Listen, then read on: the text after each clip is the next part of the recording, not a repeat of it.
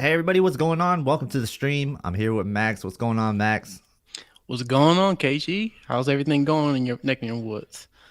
Hey, not too bad, man. Not too bad. So I just want to start off by saying, like, the video I put out on Sony today, you guys got to take that with a grain of salt. Like, 100% could be false. Some of the stuff in there could be true. So just it's a rumor. So take it as that. Don't take it as fact. Because right now all it is a leak, and you know how leaks go. Sometimes it's true, sometimes it's false. What did you think of the leak, Max? I thought it was good. I mean, I wish Sony didn't. Well, we don't know until they officially make an announcement, but I really hope it's not L at the end of it, which I made a comment on. But the lineup does look correct. Yeah, there may be some missing TVs here and there. And we could talk about it a little bit because Mm-hmm. it seemed like they only have one version of the W RGB OLED 880L, but there's no 83-inch version, which I thought was kind of interesting. So Sony may do something about that. Maybe they have some couple other TVs that they haven't announced that they have something up their sleeve, and then also too they may have a processor they probably just haven't told anybody and stuff. So I mean, like I said, take it for a grain of salt, just rumors and stuff. So interesting just to talk about. Yeah, no doubt. So that's a couple things, like with that Sony announcement, or well, with that Sony leak. It's not an announcement. It's not official, and you have to remember that all the time when you're talking about these things. And the biggest thing I took away from that video is after I posted it, I had Robert Zone from Value Electronics comment on my video, which he's a really good dude. I met him in person, and yeah, I got nothing but good things to say about him. But he was saying that there is a little bit more up Sony's sleeve. They might have a little bit more in terms of models and sizes, but he can't say right now. So that's the thing about leaks, is sometimes you get incomplete information. And also I want you guys to remember that in different regions they get different products. Like for example, last year Sony got like two or three different OLEDs. They got two OLEDs here, right? Or well, three if you count the 90K, right? But some regions got four or five different OLED models. So it is just going to be region dependent a lot of times. So keep that in mind as well. But one thing is, like, I don't think the leak is 100% false. I do think some of that information is going to be true, because a lot of it does line up with previous years. So Yeah, like I said, we'll see when they make an announcement, but it's kind of interesting that you had so many comments so fast on that leak because you got it from somewhere else. I mean, we don't know if it's true or not, but you got it from yeah, somewhere else, and and I gave them um credit. yeah, They and you gave him yeah. credit too. So I mean, like I said, it's interesting. It's kind of it's interesting that Sony haven't made any type of announcement yet. But I mean, Robert did comment said something like next week, so we'll see how Mhm. that goes. Yeah, I think like the embargo is supposed to be like 20-second or something. I'm not under the embargo, so I can freely say whatever I want about this. So I don't know anything, so I'm not pretending to know anything. So yeah, and I'm sure people that watched the video, you guys didn't take it as fact, right? I mean, like, who honestly watched that video and was like, "Yep, this is the truth." It's really just speculation, and it's fun to do these videos because before the TV releases, what do you have to talk about? And I think that leak is, I think there's some legitimacy to it. So I don't think somebody Yeah, is going to go out of their way to fabricate something like that, you know. no, So I am interested in the 98 inch version. What was it? The X90L. It is kind mhm, of interesting and stuff. So hopefully that's yeah. true and stuff. So But to didn't see it? them Didn't do they big have screen. didn't they have a 98-inch of the not last year's X90? It was the last year, the X90J. Didn't they have a 98-inch of that? They called it like the 92 or something, the X92J or something like that. I can't remember. They Um, did it for the J, but I'm not sure if they did it for the K. Because I think no, they that, didn't do it for the K for sure. yeah, because the J came out so late. I think it was like late No, it was like October-ish when it came out for the 90 I think it was, yeah, the 98 version, 90-inch version of the TV. So um yeah, I mean, I think it's interesting and stuff. Hopefully they continue to make bigger screens and stuff. And I'm kind of interested. I thought it was kind of interesting that from that, from what you posted, it seemed like they're sticking with QD OLED. But like I said, Hmm. we don't know. They may do Yeah. MLA and stuff. That may be in the um, something they have up their sleeve. So who knows? Well, based on this super chat, let's hope that the A95L has a little bit better when it comes to internet connection. So, thank you for the super chat and a really awesome super chat. Thank you. He says, why is my phone plus Wi-Fi faster than the A95K on YouTube Lives?" And it's hardwired. His A95K is hardwired. So I believe like the actual hardwired connection is limited, and the Wi-Fi on the A95K is actually going to be faster. I don't know why that is. I mean, I feel like that is a weird thing that these companies kind of skimp out when it comes to the actual network cards that go into this. Um, I remember watching, was it Classy was saying this? I think last year that he Vincent was said that testing too. the, yeah, yeah. Then Vincent made a video about it too. But Mhm. like a lot of these TVs do have hardwire issues when it comes to the speed. So that's kind of bummer. Yeah, I think they for the Ethernet, if you have it connected through Ethernet, I think it's capped at and don't quote me on this, at a certain speed. So it Hmm. would be slower than the Wi-Fi portion of it. But I think Vincent did do a video. There's a workaround where you have to hook it up to the USB portion Hmm. of it, the That's what CJ is dongle. talking about here. Hmm. Yeah, the USB. And that's how you would get faster internet speed depending on your provider. So yeah, that's just one of those things. TV manufacturers did skimp out, which is kind of weird, but yeah. Yeah.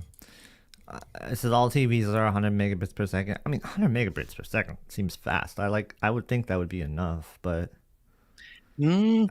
but on I the mean, stream services and yeah, stuff and what they provide and the bit rate and so forth. right. So Yeah, because I guess it doesn't always translate 100 megabits per second. Doesn't always mean that you're gonna get the 100 megabits per second. So, um, yeah, yeah, it doesn't mean you always get it because you got to think about what's running and stuff and what application you're running to and what type of data caps that they running at. So yeah, I mhm. kind of wish they kind of it's something that's it doesn't cost that much just to upgrade. So I don't know why TV manufacturers don't do that. Yep, yep. And Oh, then I was thank you for that FOMO. super chat. FOMO coming through with a super chat. He says, "What's the word on the S95C?" Yeah, we're about to talk about the S95C. That's what the stream thumbnail is all about. There's a couple people that have the S95C, and there's only some information out there. We're gonna get our information from a user on AVS forums, and he was kind enough to let us use this information. So I just want to shout that user out. He goes by the name of, let me get this, I think it's Nillas, I believe. Nihilus or Nihilus, Nihilus. Or not please, Nillas or Nihilus. yeah, please, If please, yeah, let we us know. butcher it. Yeah. So shout out. There you go. Yeah, he's gonna have Yeah. that information for us in text form. We'll go over that in just a second. I'm just trying to compile it. Like, what's the best way to share it on stream?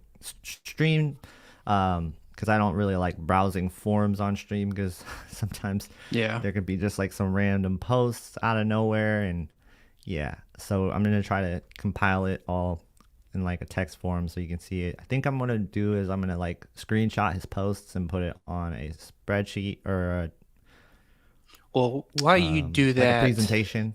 And then so Yeah. yeah, we're gonna talk about that.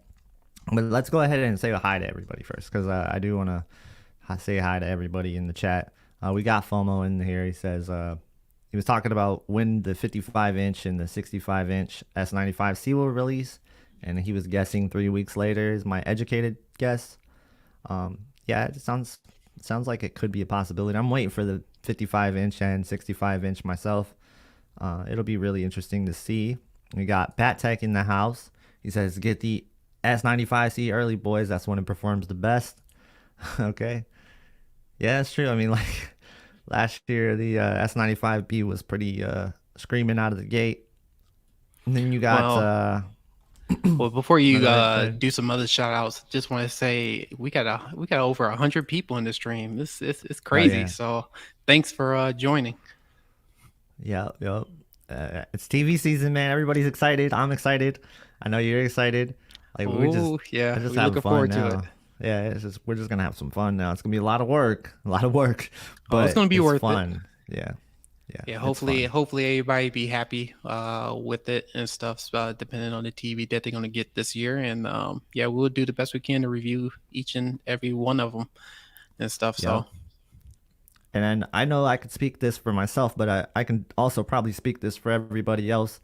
This is probably going to be a really huge year for content creators in terms of how hard they're working, the amount of just output they're gonna give, and they're gonna put in so much work. So not only guys like FOMO, Brandon B the installer, Max, you got Classy, you got Brian Whisper Status, Techno Dad, and I'm probably leaving some people out. don't forget yourself. Don't forget And yourself. well, yeah, like I'm definitely gonna work hard as well. But I just want to make sure I shout out like a lot of content creators. And if you create content, I know we got all about TKK in here.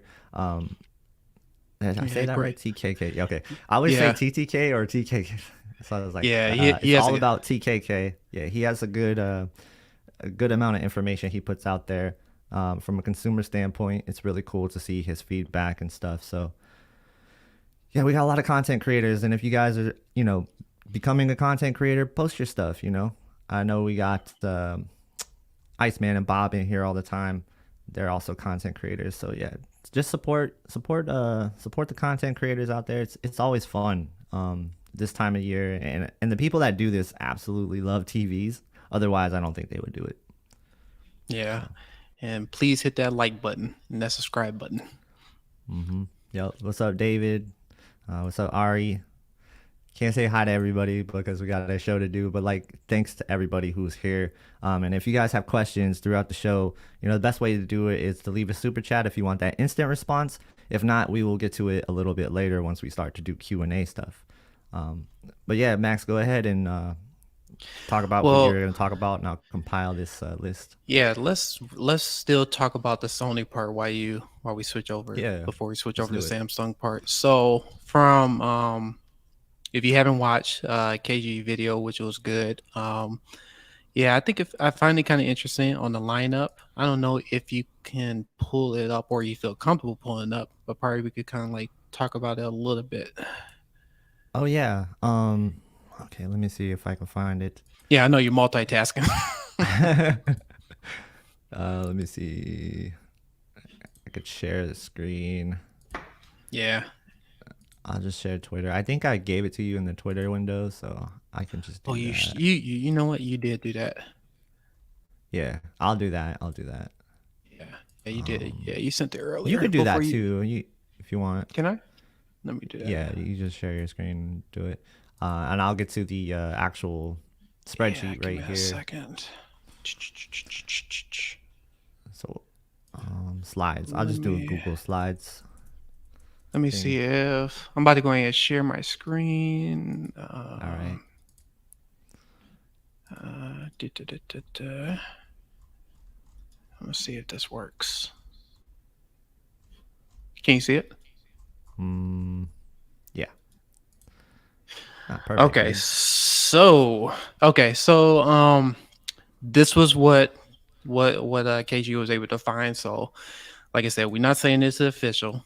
Make sure we put that disclaimer out there. There may be some TVs that is missing from this screen, or who knows, it might not even be L, it may be something else and stuff. But so Mm-hmm. take this for a grain of salt. But what I found it kind of interesting is that starting from, I'm just going to start from the top. It seemed like the 80 to all the way, it looked like 95L is all LCD based. So what I find kind of interesting in that regards, if you look at Hisense, they all going mini LED with all their TV lineup. So it's going to be interesting to see how Sony is going to compete with them uh, in that regards. But looking at the 90L, what I found is they have a 98 version, which is which is great because I think they released was it the 90J or 91, 92J, uh, Hmm. not last year, but the year before that, in late fall. So it's great to see that they're having bigger size screens. For the OLED version, if we go down, we're looking at A80L.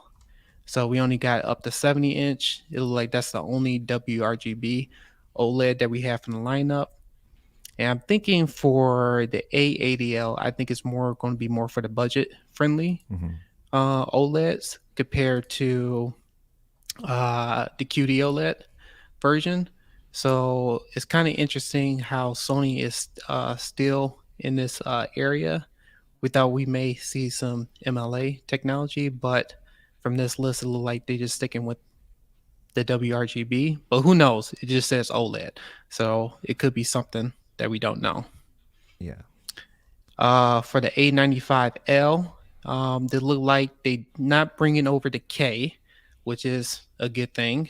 They're just going to have the K from last year, and they're just going to bring over the 65 and 77-inch. Hmm. But looking at the A95L, we don't have a 55-inch version, which I think is kind of interesting. The A95K had a 55 and 65-inch. So Yeah, I a few guess the people pointed question that out. is, Yeah. yeah, but there is something right here. I don't know if you can see my mouse. Hmm. I can't read this specifically. It does have a 55. So Is that for the maybe, A95? yeah, A95, Yeah. A90. So like I said, I can't read this specifically, but maybe they may be bringing the A95K, the 55-inch over, or they may come out with a 55-inch later. So I don't know. Yeah. It might just be that like all the information he heard had nothing to do with the 55 yet, and it might come. It could be that too. So like I said, when it comes to these things, we can't like take it as fact, of course. So, Yeah, we can take it as but fact too. yeah. Uh Let me see. And then when we get into the mini LED area, it still look like it's going to be the same with we're going to A95. Well, they put A95EK, Hmm. but it might be L. So who's to say what that's going to be? Because I seen this is kind of like conflicting with each other. You had the AX95EK and you got the 95L. So this two kind of go against each other. Well, I'm going over my mouse, and I know not everyone can see my mouse, but you can see that these two may be conflicting each other. But it looked like it's still going up to 85 inches, 65 to 85, and then we got the last one is the Z9L, 75 and Yeah. 85 inches. So, but this is all we have so far. So who's to say that they may have a new processor? Who's to say that they may have MLA in their in their back pocket? Who's to Yeah, it's all say that, possibility. Hmm. yeah, it's all possibility, and they may even do something where they have all HDMI 2.1 that we don't know about. I'm just throwing rumors out there. We don't have no official announcement or anything. And Yeah. who's to say when it comes to mini LED what the local dimming zones is going to be, even though Sony's never going to say what it is, but it may be 2 or 3 times the amount that it was from previous years. So we'll see. Right. Yeah. It'll be really interesting. I've seen a few things pointing around there like that. Since it's 55 inch, 65 inch, and 77 inch, it means that it has a good possibility of being MLA. While that's true, remember the A80K was also in those same sizes, so it doesn't necessarily, correlate that that's going to be the case. I think that would be really cool if it was MLA, but I'm not personally going to get my hopes up for it, just because it doesn't seem likely that they're going to have MLA and a QD OLED. I think QD OLED definitely. That's why I sort of believe the leak right away because QD OLED just makes sense for them. It did so good last year for them. So yeah. And then I bet too they probably tinkered. I mean, they probably had hands on with QD OLED for quite some time, And I Yeah, think they probably feel more familiar with the technology, and that's probably why they are still pushing it instead of going the MLA route. Probably just they that's don't a have good enough point. time to they have that in their hands to test it. So that's probably why they probably still going with QD OLED technology. So who's to say in the future they may go that route? I think Philips. I think Philips is another company that said that they are thinking about going to the QD OLED route, but right now they're just going to stick with MLA at the MLA, moment. yeah. Yeah, so it's not like other companies haven't played with it, but it's just the thing is that I think they're just going what they're more familiar with. So Yeah, and a lot of it could be how they have deals with the manufacturers and stuff. You don't, we don't know the behind the scenes things on that, but I think you made a really good point there with they're not like totally familiar with MLA yet, and they probably had a lot of hands-on time with QD OLED. Um, Sony is a company that usually doesn't adopt the technology right away. Like mini LED, for example, they went like 2 years without it, and we just kind of scratched our head. Why don't they just switch to the mini LED? And it took them a while, so we'll see. It's something that it's going to be really interesting to see what actually unfolds with Sony. But yeah, I have my doubts that it'll be MLA. yeah, so I mean we'll see and stuff. So I could be Yeah, just totally wrong about that, and Sony probably have something on that that'd be line. And cool. then yeah, it would be cool and stuff. And then one thing I've noticed from the list too is it didn't show anything about. Well, we know that the Master Series is going to be the Z9L, but is the Master Series going to be A95L? I mean, who's to say? And then, Right. but yeah. Let me Cool. see Yeah, I'm here. almost done with this. I just looking at I'm not gonna put the uniformity stuff in there because it's it's clean. Let's just say that. yeah. Let Um, me just look at the questions. Let's see. Oh, there's a yeah. lot of people in the chat. All right. Yeah, there's shout out to everybody in the chat. Appreciate you guys for coming by. Yeah. So the question that people were asking is the pricing for Sony. Oh, go ahead. Oh no, you can go ahead and read this. Okay. So high def news. Oh yes, please follow him on Twitter. He's been coming out with us a lot of good information, especially on Yeah. Twitter when it comes to his sources. So shout out to him. But you have one question he came out or a statement. He says that one that really sticks out is the 90L and the Hmm. X95K successor. Those two being listed separately, head scratching, in my own opinion. Yeah, I Yeah. do agree on that. I find it kind of I find it kind of interesting that Sony is still working with the full array local dimming. Yeah, I kind of Yeah. hoping that I wish. I mean, TCL is doing the same thing too. I kind of wish that they kind of all migrated to mini LED, but they still see that there is still benefits to that Hmm. probably when it comes to cost saving measures. So, um, who's to say? I mean, they may perform really well, but we'll see how that Yeah. No, goes. that's a really good point. Um, Other people was asking about like the price. So that's Yeah. something that's also going to be interesting too. Hmm. Is that what are they going to price their A95L or whatever is going to Yeah. be the successor? Seemed like the 77 inch Samsung is coming out at 4500 for the S95C. So what is going to be Sony's price? Some people are Right. saying $6,000, which that sounds about right. Knowing Sony track record, they like to overprice things. So I wouldn't be Yeah. surprised if it is. Do you have the image that they ran through the image translator? Did I send you that? I think so. Where it shows Mm, like the potential release dates and whatever. you know what? I don't have that. I know you probably sent it to me, but probably had to pull that up. I definitely Uh, think I sent it. I'm not sure. Maybe I didn't. you probably did. I gotta look through it. Uh, Mm, no, you maybe not. did you? No, you didn't. No, you didn't. Nope, I don't have it. All right, Cool. well, don't worry about it. Don't worry about it. Well, so yeah, if let's do you want to take questions on Sony before we move on? We can always go back and take questions later. Yeah, I'm just looking at this right now. People are just talking about the price. Some people are saying it's going to be 5400 for the 77 inch. That's all about TKK. It says that, Yeah. which is pretty pricey for Sony, but I want to hold your breath because Sony is known to set a premium when it comes to their TVs.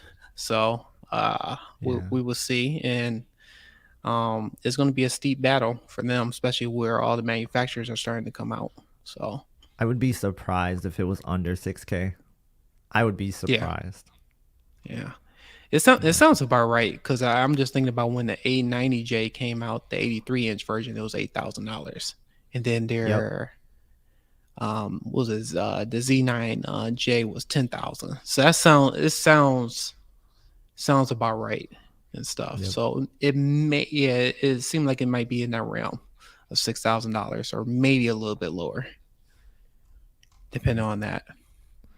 Okay. Yeah, that's the only questions about For Sony. Sony? Okay. Yeah.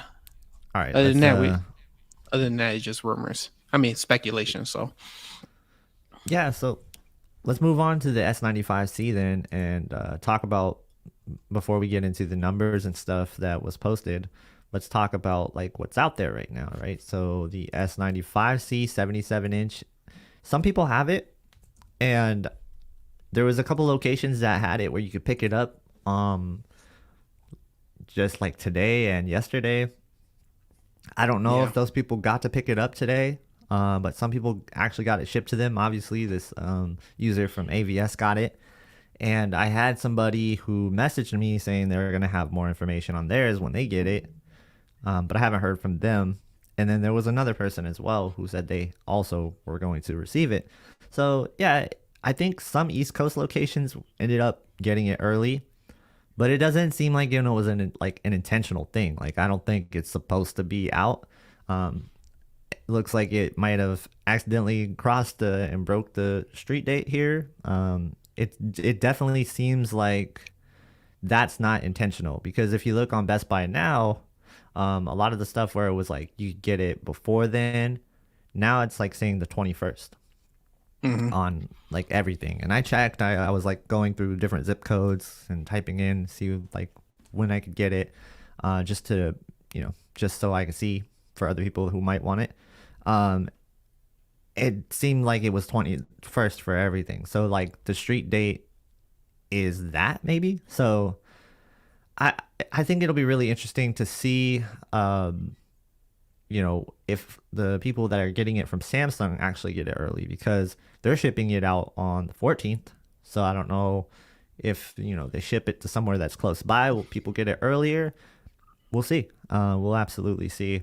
I know the what is it? The QD-OLED, the 34-inch monitor, Hmm. that should be shipping right now. In fact, I'll be getting mine tomorrow. So yeah, Oh, you're lucky. It we'll sold check out that on me. out. Oh, did it really? Yeah, like right when I was about to check out, it said it was already sold out. It comes up periodically, but I'm trying to get that QD OLED monitor. Hopefully, it comes back on sale. I'm gonna try to pick that one up because I do want to replace my Odyssey G7 that I have. So, um, Yeah. but we'll see. Yeah, Yeah, it's but the G85SB QD OLED monitor, 34-inch. mhm. So I'll be checking that out. We'll see how it is. We'll see how it is. Yes, yeah. Some people even got it earlier than that. So, Yeah, yeah. I think um, it's been out for a little bit. yeah.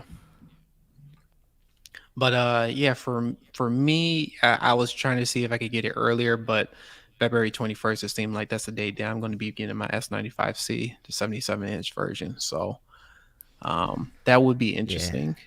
And yeah, I'm going to be doing an unboxing and first impression as well. So stay tuned for that. And I don't know if FOMO is still in the chat or still in the stream, but yeah, maybe doing something with him in the future and stuff. So stay tuned for that. yeah. Really awesome that you guys are gonna be doing that release date stream. So hopefully you guys all get it at the same time and there's no delays. That way we can watch a really good stream. I'll be a part of it if you guys let me, and if not, I'll just definitely be in chat trolling you guys. But it's yeah, man, it's gonna be fun. I remember that stream FOMO did last year. That was such a good stream. That's where you threw your A90J out the window. No, it's still there. It's still there. Let's hope your My wife won't let me do it. X95K stays on the wall. Well, we'll see, because I have a video that's supposed to be coming out and stuff. So people thinking that the X95 or thinking that Sony is perfect when they come their firmware updates. I got a video that's coming out.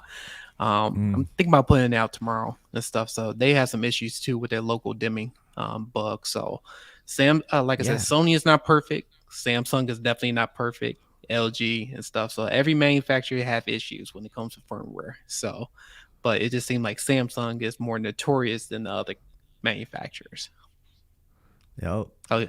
EHJ coming through with a super chat. He says, Queens and Kings, happy Friday and weekend to you all and your families. Go Broncos, Super Bowl Sunday. Can't wait. Yeah, can't wait to watch the Chiefs lose. Let's go. Let's go. I know you're with me on that, EHJ. Let's go Eagles. Yeah, I think everybody's going for Philly. But we will see. Is that we will see how that goes. Yeah, So, I know we might have one or two Chiefs fans in the chat, but they're good people. They're good people. They're actually good Chiefs fans. They've gave me some slack before on the Broncos, but it was fun conversation. So yeah, man, thank you for that super chat. And then people talking about the street date, and street dates are always broken. It doesn't matter what it is. Intentionally or not, it happens. But that's just what it is, right? So, oh well. what is I Yeah. was saying what is What's up? exciting is that they're coming out with the TVs earlier. So that's good news for everyone and stuff, because the earlier the TVs come out, then there's more potential for discounts later in the future. So how last year was, everything came out April, Mayish, June-ish type time frame. And Sony was late to everything, but it seemed like the manufacturers came out a lot earlier this year, because I know LG is supposed to be announcing their pricing, next week or something like that, sometime next week or the week after. So in their release dates. So it's good to see that TVs are coming out earlier, because it's just a win-win situation for the consumers. Oh yeah. And then Dave saying, "Fly Eagles, fly." All right, man. I hope they win. And no sports for me, just gaming. Gaming is life. Yeah, a lot of people love gaming, of course. A new Hogwarts Well, hold game. on. Look, Hold on. Highlight Hard 8 gaming right quick. hold up. I gotta proofread it first before. No, just had Which to one? do a little. They had to do the addressing first, right quick, when you're talking about This one right something. here. Yeah. So Okay. just to make things a little bit clear, when you're talking about firmware updates, you can see right on my right hand side, I got the X95K. That TV has issues as well too. So same thing. I had the TV issues with the A90J upstairs and the A9F. So like I said before, every manufacturer have their issues with firmware update. I'm just throwing it out there. No, Samsung is worse when it comes to firmware, but just had to throw that out there. Yeah, and I think you've been pretty clear, and I've been pretty clear that Samsung has the worst firmware updates, and they definitely have the most problems when it comes to that. And they always tinker with your image quality and stuff. So that's Samsung. So like we know that for sure, and that's why we're always clear about it. We let people know, like, if you're going into Samsung, you might be in for some headaches. It's just how it's been, right? And I guess that's a really good question. Why do people even still deal with Samsung after all that? And it's just they like the image quality overall. I guess that's the best way to think about it, because I've dealt with problems with Samsung in the past, but I've also dealt with other brands, but not as much as the problems I've dealt with Samsung. But yeah, I still check out Samsung TVs because I just like what they do, right? They deliver on the preference side of things. I could care less about if a TV is accurate. So I always give all the companies another chance. Like, I'm not gonna be biased towards one company ever because one company burned me, or because I had a bad experience with one company in the past, or I had a good experience. I just check them Yeah. all out no matter what. So that's Yeah. why, So like, it's, I had the worst experience with Hisense, but I'm gonna check them out again. I'm not yeah, writing them off completely. yeah, and I had the UAH, and like I said, they have some issues too. Hisense has some real bad issues, but they address it with a lot of their firmware updates, which is a great thing too. So I Hmm. just want to throw out there, nobody's not downplaying it.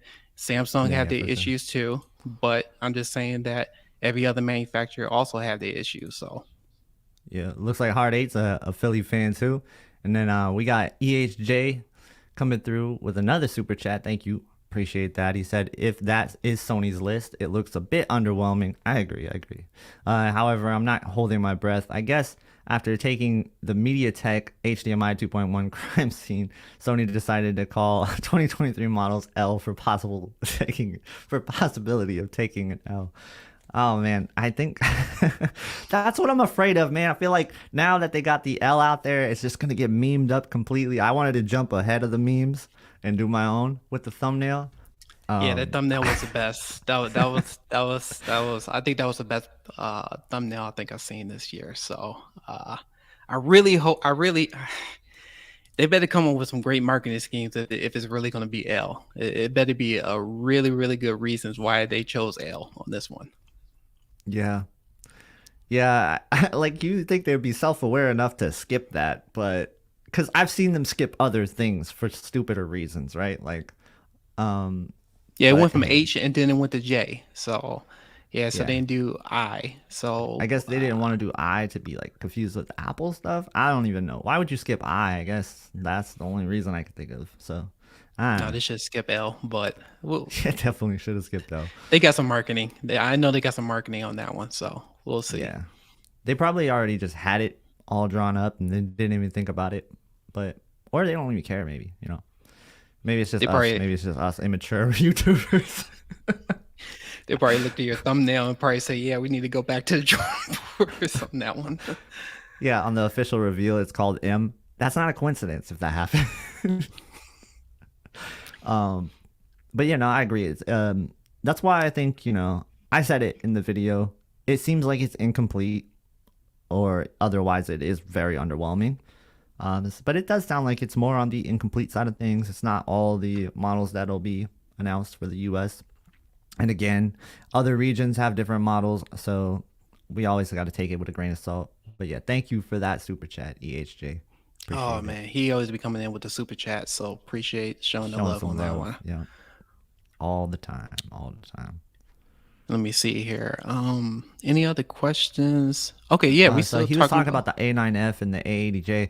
You're talking specifically about that blob issue that you have on the X95K, right? Like that firmware. Yeah, yeah. So I'm gonna send out a video tomorrow, showing the blob issue.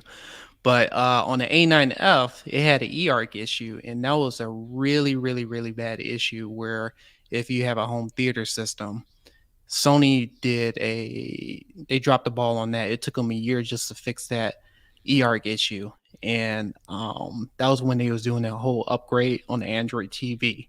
So I had that TV, and I couldn't even connect it to my home theater system because it would just kept on breaking. So that was one thing that I had issue with the A9F, A90J. I had some issues with some flickering, Oh. but they did address it eventually. But that's why I had to throw that awareness out there. Like every manufacturer has some issues and stuff. Hmm. So Yeah, I gotta say, like, I haven't had really many issues with Sony other than like CEC issues, HDMI CEC, but I don't blame that on Sony, man. Like HDMI CEC is the Wild West, and I never really like blame a company for that. So like, I would say like out of all the companies, Sony has been the least troublesome for me. So I'll give them that. But yeah, that blob thing you showed me, that's pretty troublesome. That's quite the issue. yeah, that's quite Hopefully the they fix issues. that. Yeah. So yeah, and Sony always has some good responses too. So yeah, I'm gonna be sending that video out tomorrow. Yeah, and EHJ definitely rooting for the Eagles, of course, of course. And then Hardy was saying he is Philly born and raised. That's what's up. That's cool. Oh Yeah, man, man. man. It's Well, like I awesome. said, I know it's crazy going there. I know Bad people. Tech said L for love, boys. Yeah, I guess you could think of it that way, right? They're just uh they're just Or it could, embracing everybody. or lavish or luxurious. Who knows? They may True. come up with, Luxury. Yeah. They can yeah. that So L is for luxury. That's why they're charging so much for their TVs in 2023. yeah, So hey, you know. they got marketing. They got free marketing from us. So who knows? True. True.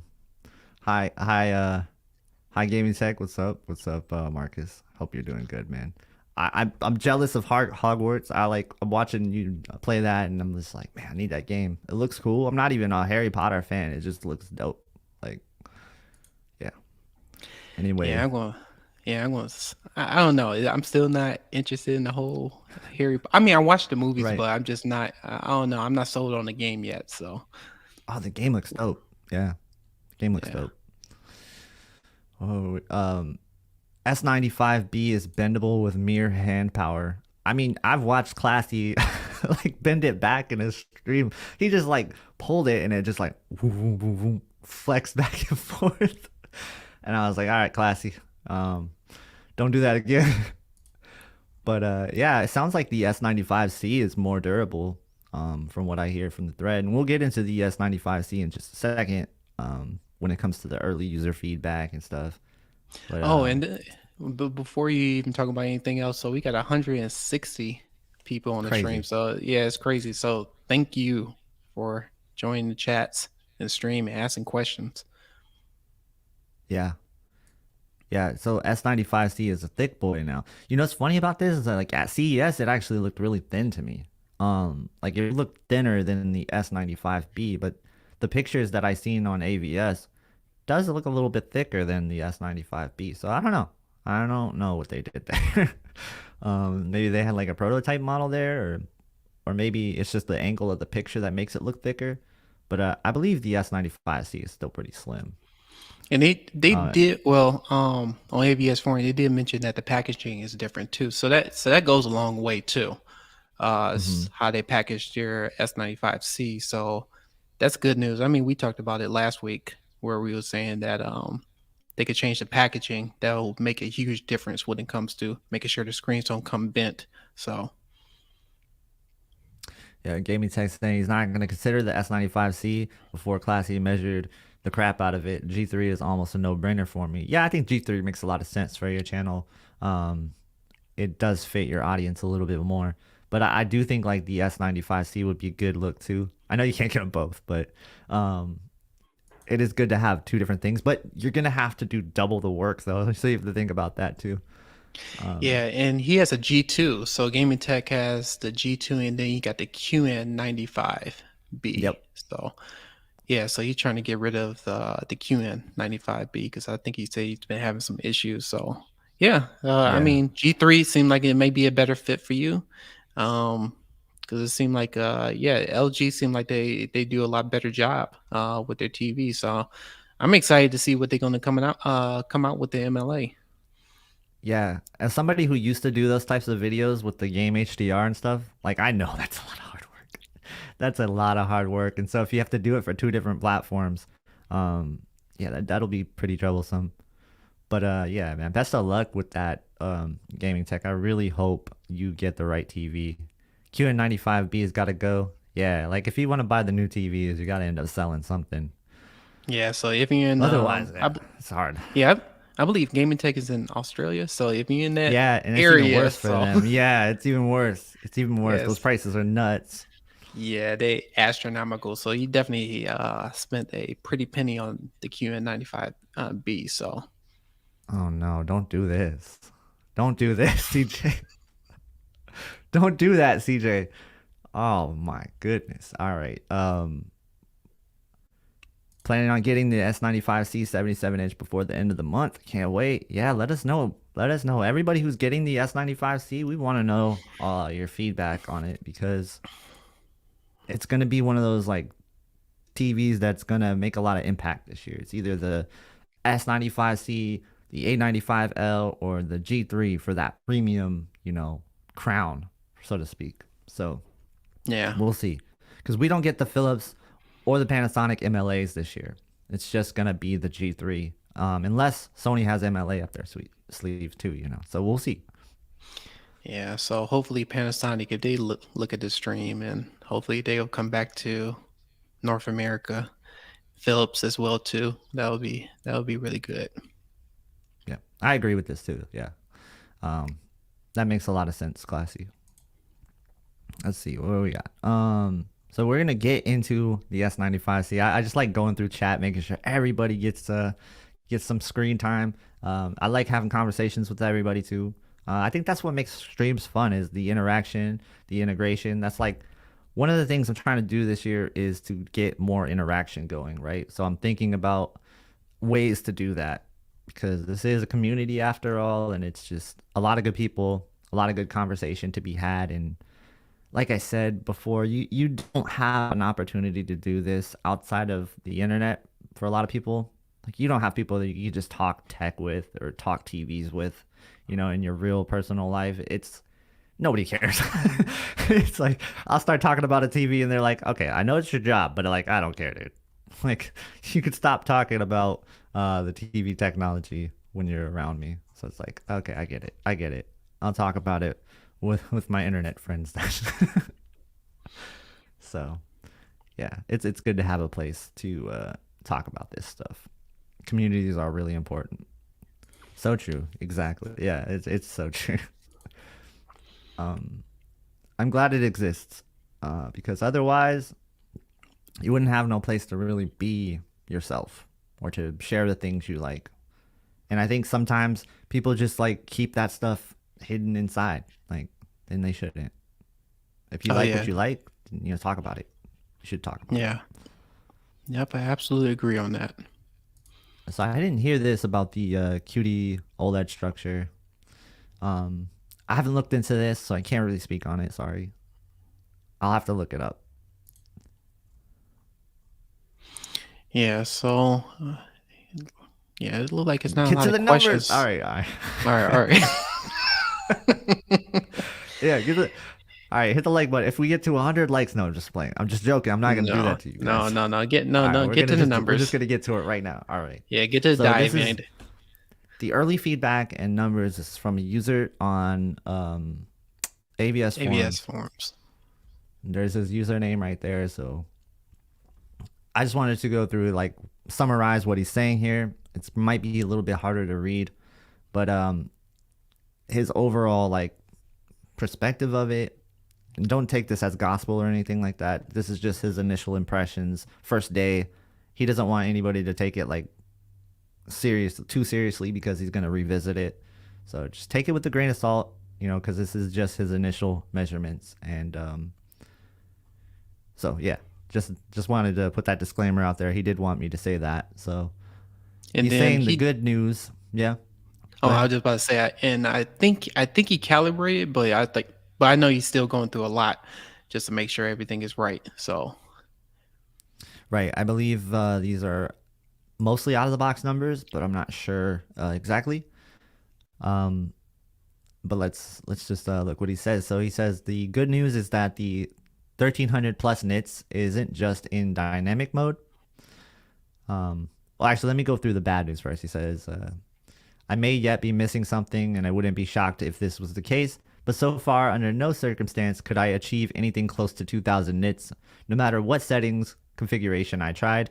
Even if I crank the dials up to 11 in dynamic mode, the best I can get is 1375. So that pretty much lines up with what what we were really suspecting was going to be the case in like a real world scenario. Like, you have to remember that when it comes to these brightness numbers, what they are measuring the brightness on comes from ridiculously high color temperatures, temperatures that people would probably not watch TV on. So they're really just cranking the TV up to the maximum and then measuring it from there. There's a lot of marketing at play with that. The number one thing you want to look at is like the 10% windows. That's where the really like impactful highlights are going to come from. The 1 and 2% windows, like the 1% window, for example, those are the smallest, tiniest highlights, which is nice for like getting shine off of like crowns and jewelry, things like that. But I really like the 10% window personally. Like that's what I like to look for when it comes to HDR. And then of course, like full field 100% brightness is really impressive as well for SDR. Uh, Anything like 250 or plus is going to be crazy. So we'll see. And like S95B was pretty good with SDR full field too. So it doesn't surprise me that the S95C is the same case. And as far as I know, like the S95B last year, as far as brightness measurements go, I don't think the full field ever was like nerfed or reduced. It was really just the highlights. Correct me if I'm wrong. So yeah. And EHJ is coming through with super chat. He says these numbers now, but wait until the update. Yeah, so I like that. Like I was saying, you never know until after like firmware updates are finalized too. But these are just the early impressions. This is the whole entire measurements he's got too. But I'll start off with after the bad news. Then he talks about the good news, and he has the 1300 nits is not just in dynamic mode. So there's going to be something for everybody to be happy with, he says. So I think that's really cool. The other thing is there's going to be a toggle switch for the tone mapping, and I forgot to put that on the slide, but there is going to be a toggle switch for tone mapping, and that's something that people have asked for a while. So it's cool that that's going to be the case. Because he said if you're more interested in accuracy, the static tone mapping is the way to go. And then he said with a simple adjustment to -1 shadow detail, it follows the EOTF curve very well up to 1375 nits. So I think that's pretty interesting. If this will be a TV that makes both accuracy people and preference people happy, that's a good thing, right? Like anytime you can get both sides to be happy, that's a good thing. So just to make sure, this was a quick calibration. This wasn't the out of the box, so the out of box may be Okay. higher. So I remember he did mention that too. So it was a quick calibration. He didn't go into full depth because he just had the TV for a day. So Okay. Yeah, so if this is anyone after is wondering, calibration. hmm Is that for sure? yeah, All that's right. yeah, he said that. Okay, cool. Um, So it may be higher out of the box before calibration. yep. And then he wanted to note that in game mode, it's brighter in SDR. It is on the default settings, so cool color temperature and contrast enhancer enabled and stuff like that. So keep that in mind when you're looking at these numbers. He didn't adjust anything in game mode. It's just the default game mode. So looking at the SDR movie mode numbers, whoops. I'm sure you guys could see that there. So we got 1% window is 446, 5% is 444, 10% is 445, 25% is 445, 50% is 367, 75% is 307, and 100% is 262. So that's for the movie mode SDR. Which is I think it's good. So Mhm. is an improvement. It is similar to the S95B when it first launched.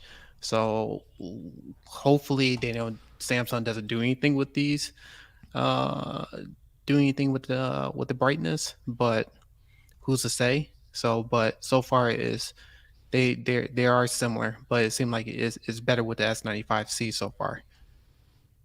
Yeah. Yep. All right, moving on to the next numbers. We got movie mode HDR is 1% window is 1330, 5% is 1330, 10% is 1312, 25% is 664, 50% is 378, 75% is 289, and 100% is 259. So that's some good stuff there. As far as the overall impact of the TV goes in movie mode HDR, you're going to have it for sure. And then, like I said, with the tone mapping options, I really like what Samsung does with their tone mapping. I'm just a fan of it, right? Like I don't know what it is. It just makes the TV come alive to me. And so I'm definitely probably not going to be using the static one. The dynamic one is probably going to be the one that I go with for movie mode HDR, but I could see some cases where I'll put it in static. We'll play around with it and see what it says. But yeah, movie mode HDR looks really good as far as the brightness measurements go. Nothing really shocks me here. Yeah, so you do see an improvement. I mean, yeah, Yeah, let me just make sure I kind of like correct that too. It is an improvement from the S95B. So it's great to see these numbers, but at the same time too, this is his initial thoughts, so it may change. yeah, and I wanted to make sure that like people know that the static um, HDR, the more accurate one, is going to be the one that you want to use if it's accuracy you're after, and if you want the punchy picture, not at all accurate, you're gonna go with the dynamic one, and this is going to be, with the over brightened EOTF most likely, and you just some people like that look, and that's going to be the one you want to try out and see. I'll have to play with them and see which one I like the best, but I have to imagine that if Samsung does what they did with the S95B at release on movie mode, then a lot of people will probably like it, right? Um, and then going on to filmmaker mode SDR. I wish there was a way for me to zoom in on this stuff. It's so small. I think you 1%. can. Will you on will you put this on PowerPoint? Oh, you know what? I think you can zoom in on this. I don't know how though, like, because it's not my direct slide. I don't know how. Oh, it's not your direct slide. Okay. Yeah, You use it. so Use okay. it's sharing the slide, but there's no way Okay. to zoom in on it, unfortunately. But Okay. see, yeah. Anyway, so we'll go through filmmaker mode SDR really quickly. So he's got 1% window is 442, 5% is 441, 10% is 442, 25% is 445, 50% is 359, 75% is 297, and 100% is 257. So again, SDR looking really good. HDR, you can see that movie mode HDR and movie mode HDR and filmmaker mode HDR appear to have a different like structure here. So I don't know why that is, but he did get different numbers from filmmaker mode compared to movie mode. So remember, that's how it launched with the S95B last year, where movie mode was going to have that effect, but filmmaker mode also was ending up filmmaker mode actually ended up being one of the brighter modes, and it was kind of really inaccurate, and that's where the whole drama came from. But this year it looks like they toned it down. So out of the gate, filmmaker mode is the more accurate mode, I guess. 1% window is going to be 1055, 5% is 1070, 10% is 1067, 25% is 539, 50% is 304, 75% is 232. Is that what it says? Yeah, 232, and 100% window is 211. So yeah. Yeah. So yeah, it's interesting. So Yeah, and the game mode numbers are out of the box with a very blue image. Yeah, we're gonna get to game mode here. So game mode is SDR. Remember, he does have this on his default settings, so keep that in mind. 1% window is 691, 5% window is 684, 10% window is 688 or 86. I can't see. What's that say? Let me actually just enlarge this. Okay. 688, 25% window is 696, 50% window is 394, 75% window is 302, and 100% is 275. So that's game mode SDR. I think what's really impressive about that is that the 100% window on SDR that's pretty bright. And if that can translate even in a warmer color temperature, that would be really nice.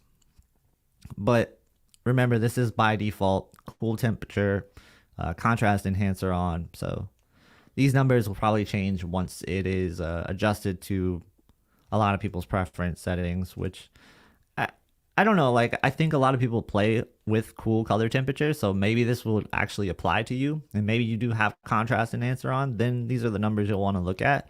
But if you use warm and you turn contrast enhancer off, then you'll probably end up getting a different result. All right, Yeah. so moving on to game mode HDR, same thing to be said here. Everything's default settings, contrast enhancers on, cooler color temperature, but game mode's ridiculously bright. So we got 1% window, 1355, 5% window is 1367, 10% is 1373, 25% is 700, 50% is 401, 75% is 308, and 100% is 280. It's like just really impressive numbers. Again, it is the cooler color temperature, contrast enhancers on, and all that. But early numbers indicate this sucker is bright. Yeah, for sure. I'd be curious to see like a lot of the other numbers out of the box and see where we're at. So yeah, I believe the game mode is it is what it is. I don't think it's calibrated or anything. It's Yeah, I just impressive. yeah, I just said that to Fly Jack 7. So he was asking that question. So yeah, I think that was the only thing that wasn't calibrated was the gaming mode. Yeah, because I think he just did a quick look at it, but I think the previous settings that you mentioned, like movie mode, filmmaker mode, standard, and so forth, I think all that was calibrated to a certain extent. Yeah. I'd be funny if I had this Saturn planet thing burned on my screen at the end of this stream. I'll be So sure to make a speak. video about it. This is I was the just about to say. S95B behind me, by the way. I brought this back. I brought the S95B back into the room because we are going to be doing some comparisons. And once we get our hands on things, it's going to be comparison season. It's going to be fun. It's going to be fun. But another cool thing Nilas did, or Nilas, still don't know how to say his name. Anybody know? Um, we do got some really cool HDR numbers for the PS5 and HGIG. So for the PS5, he had game HDR off. Now these are the clicks when you go into the PS5 calibration screen. So I don't even have my chart. I need my chart to see what, like, how this translates. But anyway, people probably know it by heart in the chat, so you can just tell me some of these things. So game HDR, he had a 31, 31, 30, 31, 31, 13. So that's the first screen. I believe on the PS5, it's the white first and the black last, right? So you had 31, 31, 13 for game HDR off. Game HDR basic, which is the toggle for, like, it says the HDR 10 and you switch it from basic or advanced, I believe, unless it's a little bit different this year. He had 17, 17, and 15. And then for the game HDR advanced, he had 17, 15, and then 12. So it looks like when you use the game HDR basic, you might have a little bit of like tone mapping involved here. And then the game HDR advanced is going to be closer to the more accurate side of things. It'll be really interesting to how that really works out. I know like the S95B did some things with a firmware update lately where it's changing the way that performs when it comes to the advanced and basic. So we'll definitely see. This should make some accuracy gamers a little bit happy. So for the Xbox, the HGIG settings, he had 0.010 on the game HDR off, 4,000, 4,700. So this would be the actual like nits that he's targeting, not the clicks themselves.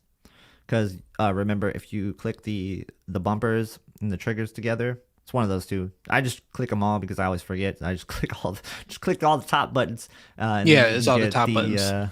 yeah, then you can get the brightness to pop up on the Xbox.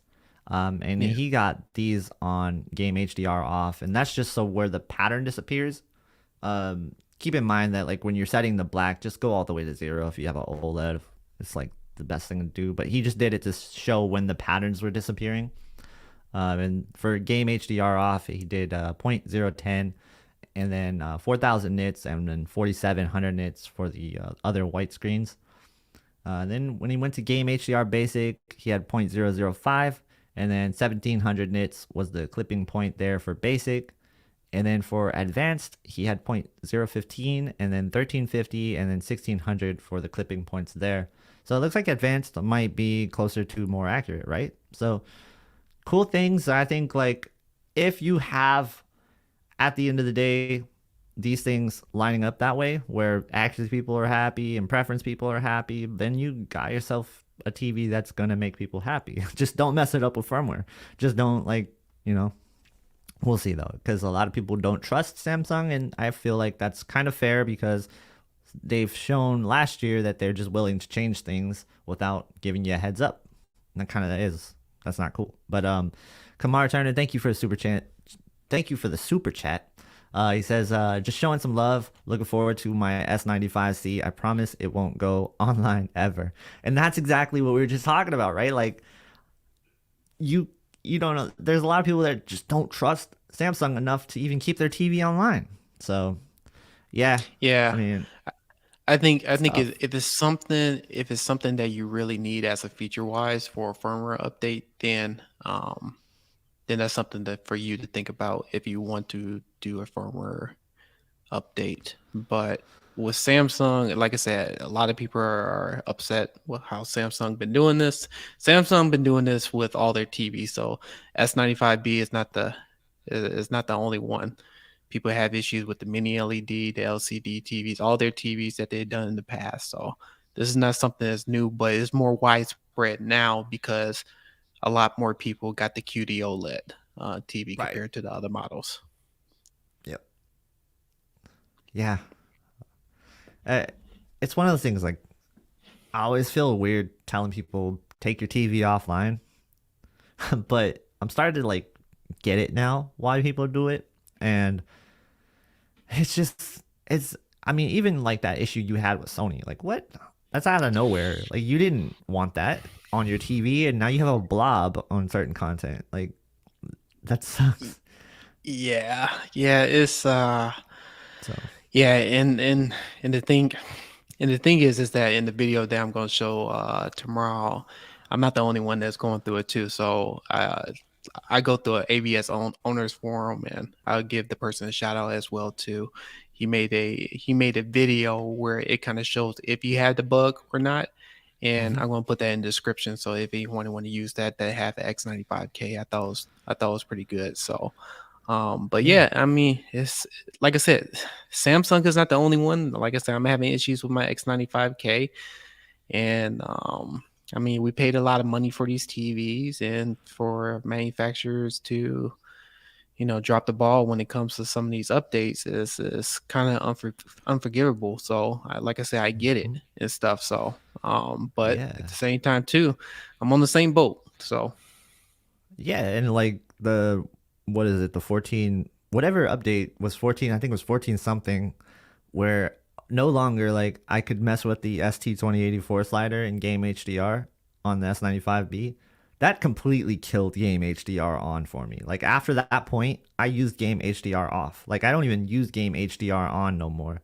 Now I'm yet to play with 1430, even though I did update this TV to 1430. I still haven't played with it yet. I just didn't have a lot of time. There was too much information on videos to make. So, but this weekend I'm gonna go over the S95B, and hopefully sometime next week you should see a video talking about 1430 and kind of diving into it.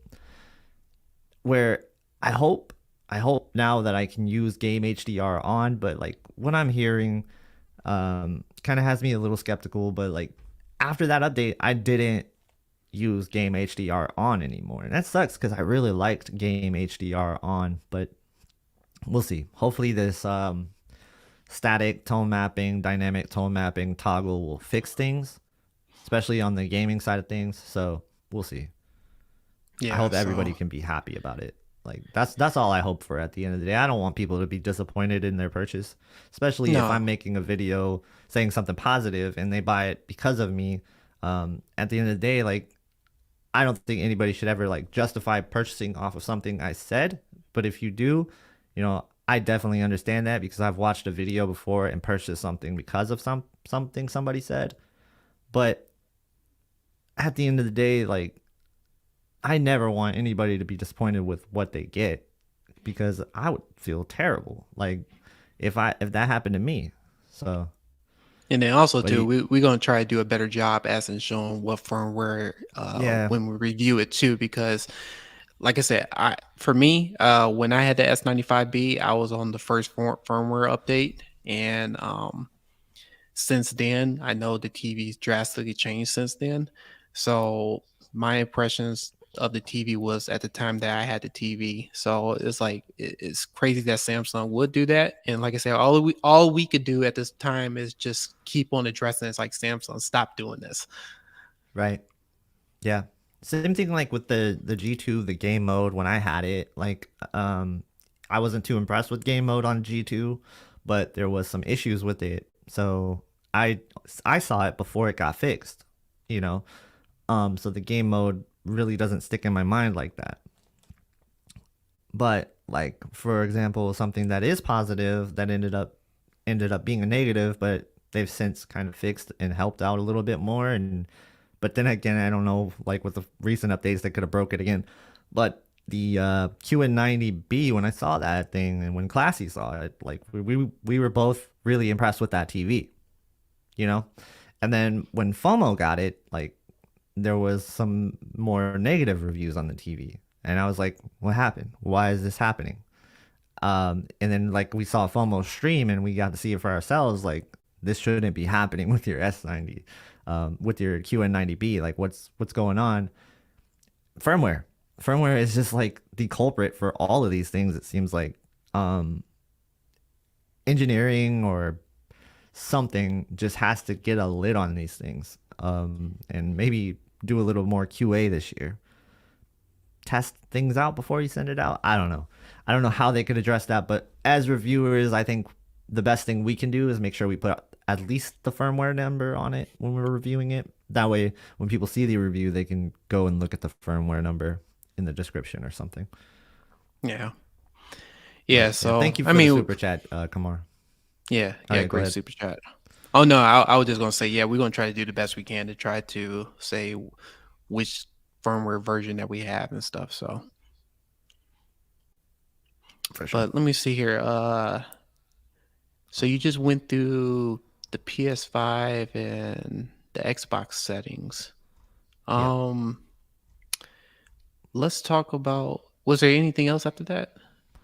As far as the information that I think like people would like, I didn't see too much. Like we know the uniformities out there. That's really clean. No surprise there. Like QD OLED is just so clean, right? Yeah. Let So me that, see yeah, if that's there's no anything in the surprise. stream.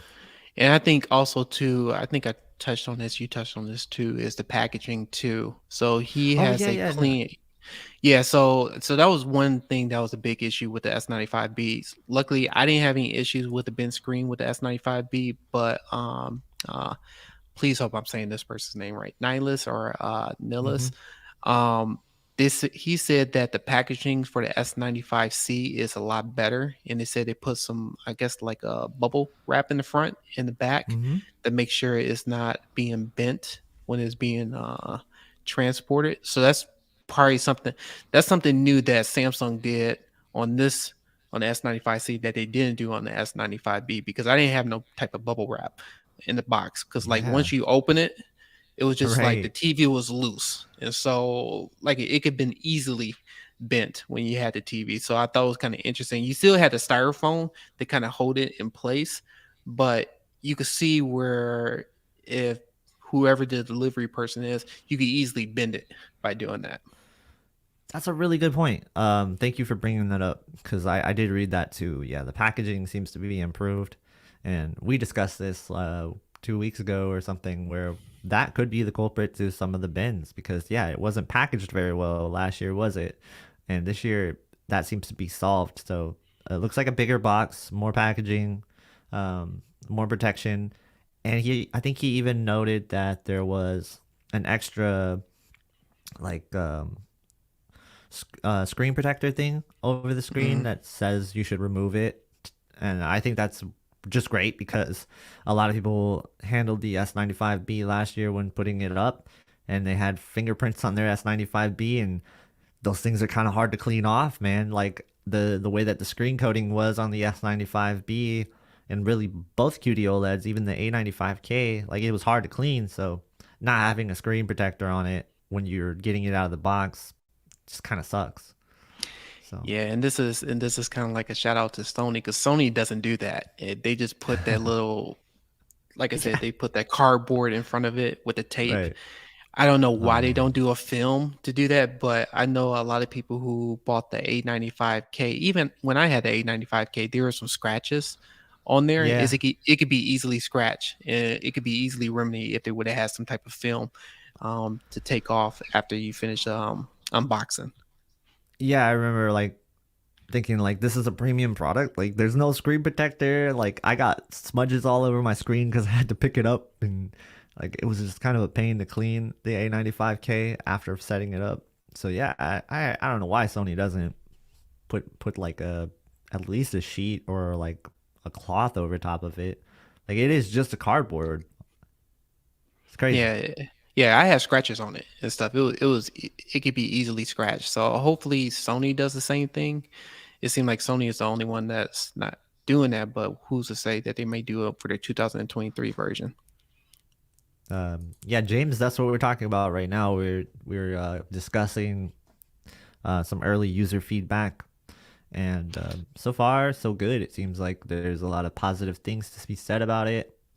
Um, we don't And have then too many user feedback though. It is just like one person giving their input. So yeah, hopefully you get and more people talking about it soon. yeah, and if you do want to look at this information, I think I put in a chat a couple of times.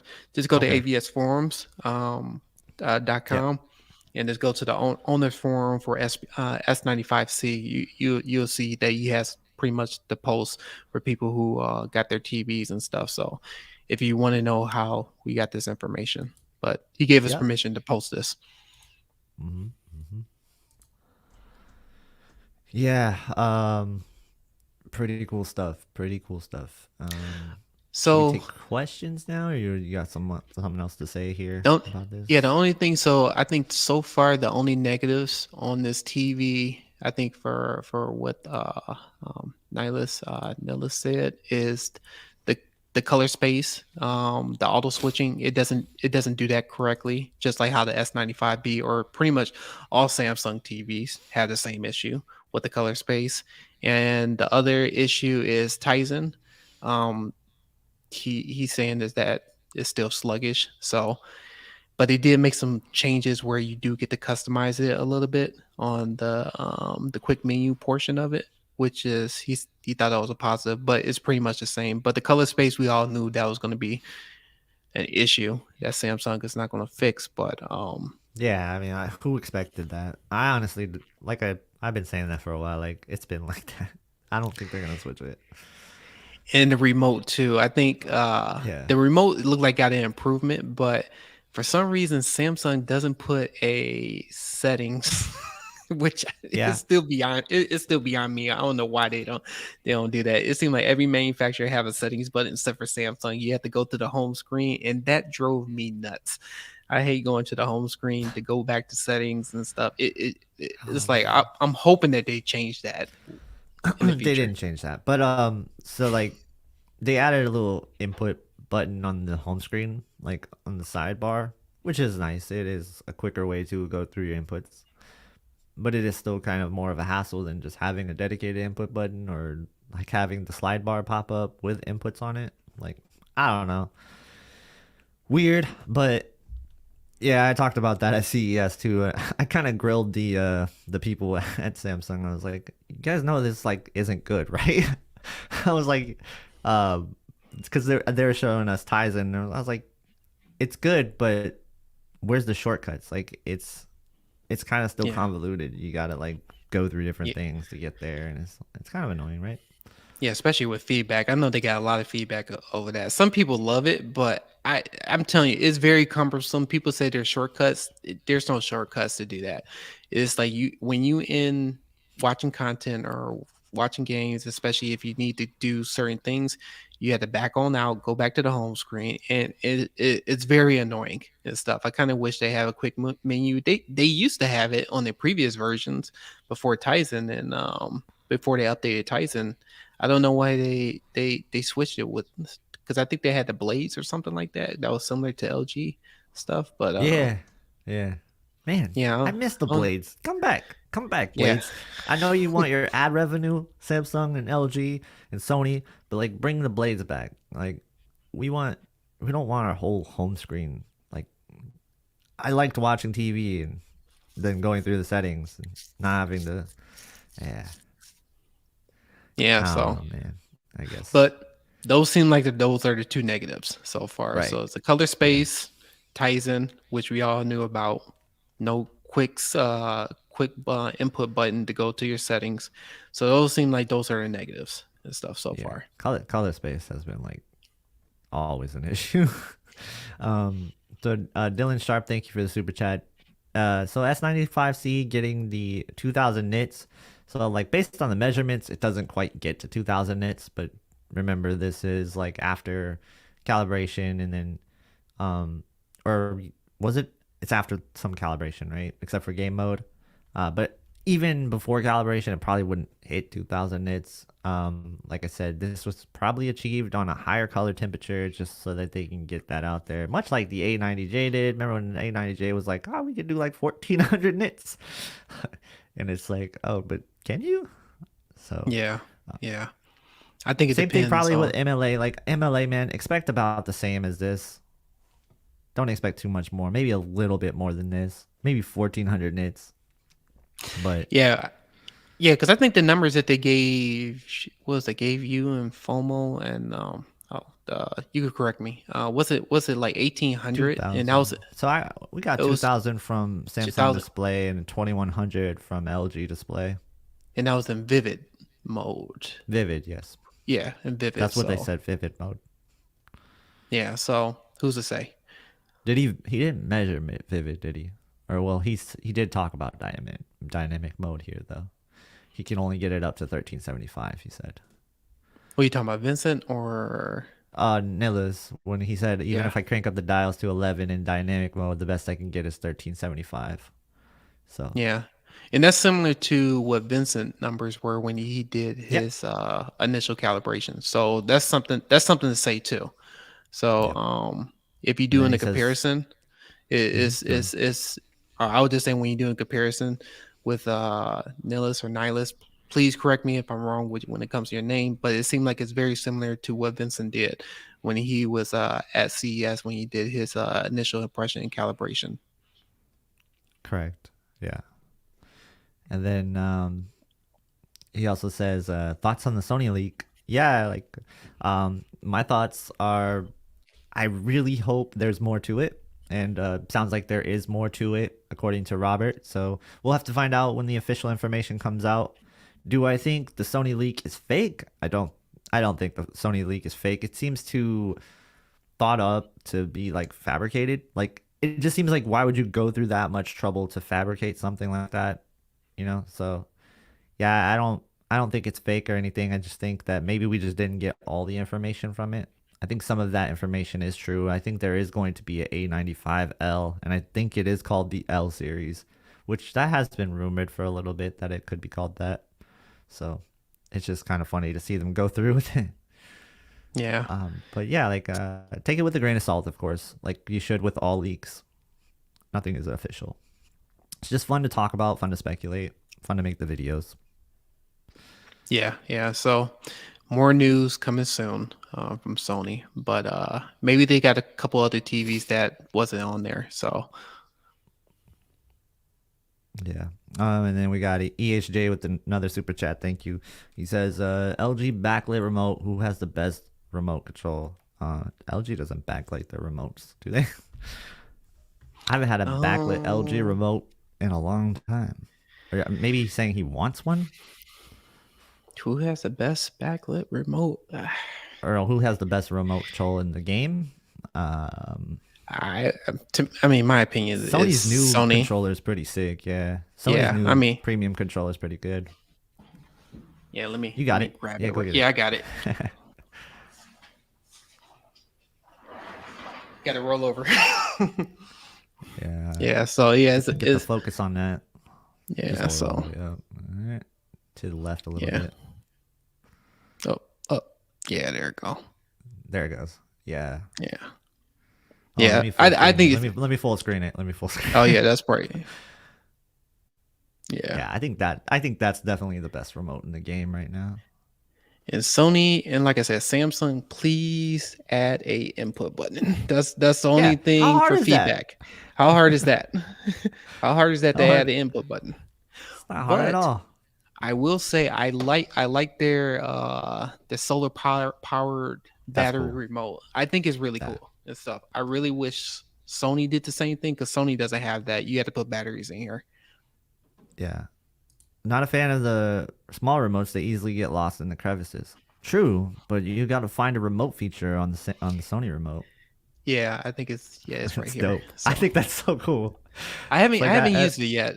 Okay. So Can you like make it work with your phone? Is that how you activate it? How do you activate it even? so I have to Through your say TV or? I'm not gonna say the OS system, but if you say Oh, hello, okay, find my remote. Yeah, find my remote, gotcha. then it would post a beep and stuff. I haven't tested it It's yet, cool. but yeah. That is cool. I like it a lot. Um, what else we got here? Maybe highlight Sean Wilson. He was asking us a question. Yeah. Is it possible? Is to it possible? Oh, Is it go ahead. possible to pay Value Electronics the $700?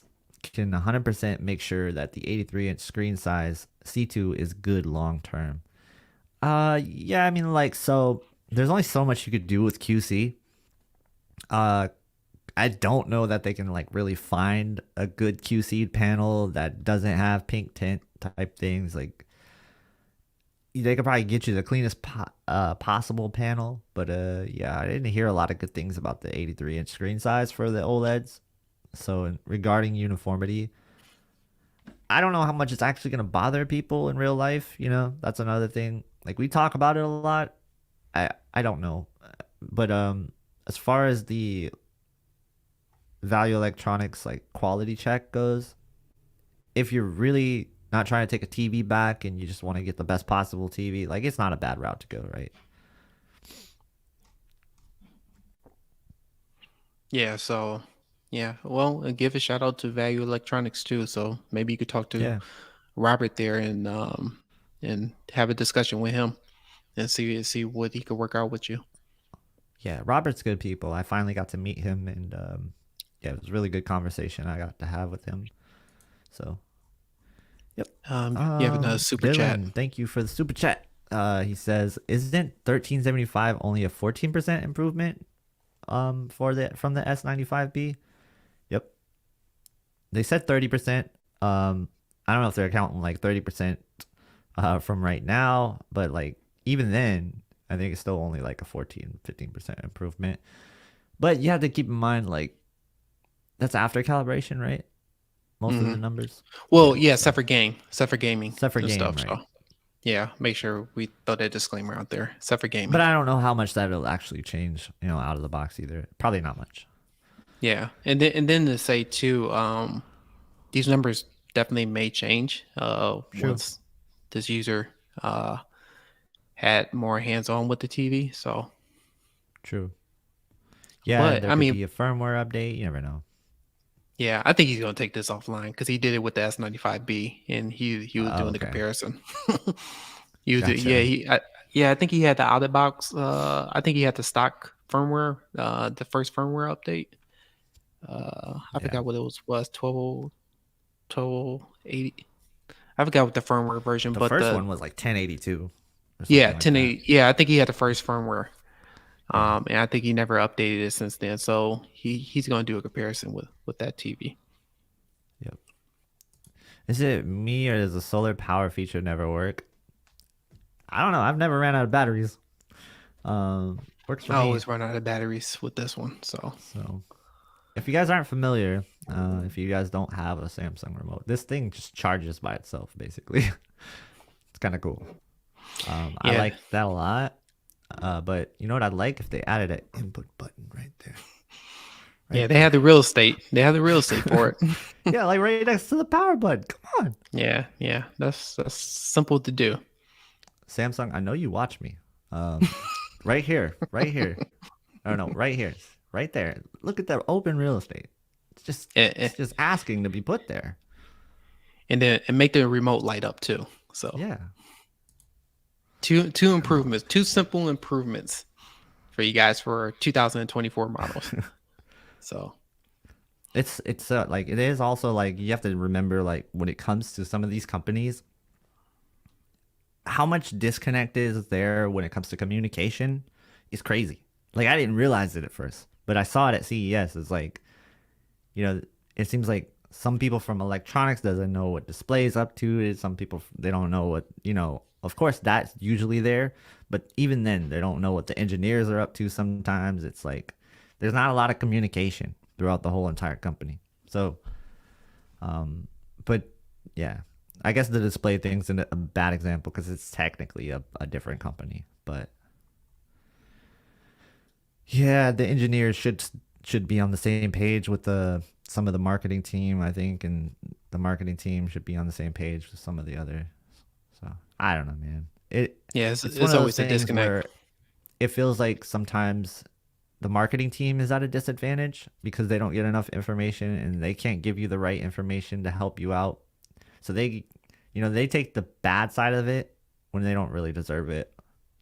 Um, so yeah. Anyway, there's a lot of questions I gotta scroll up and get to. If you guys have Yeah. questions, you know, leave them directly in the chat. If you want an Oh, instant answer, super chat's the best way to do it. But yeah. we'll get to Highlight most people's questions. What's highlight up? flow.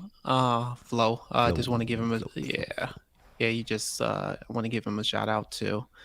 And I still got to answer his question because he was asking about the QN900B. I it's a good TV, but there is a firmware issue with gaming. Mm. So a lot of people have mentioned that they're having issues with the gaming portion. So I do want to give you the heads up about the QN900B 8K. Yeah, it's going for a good price, but try to do some more.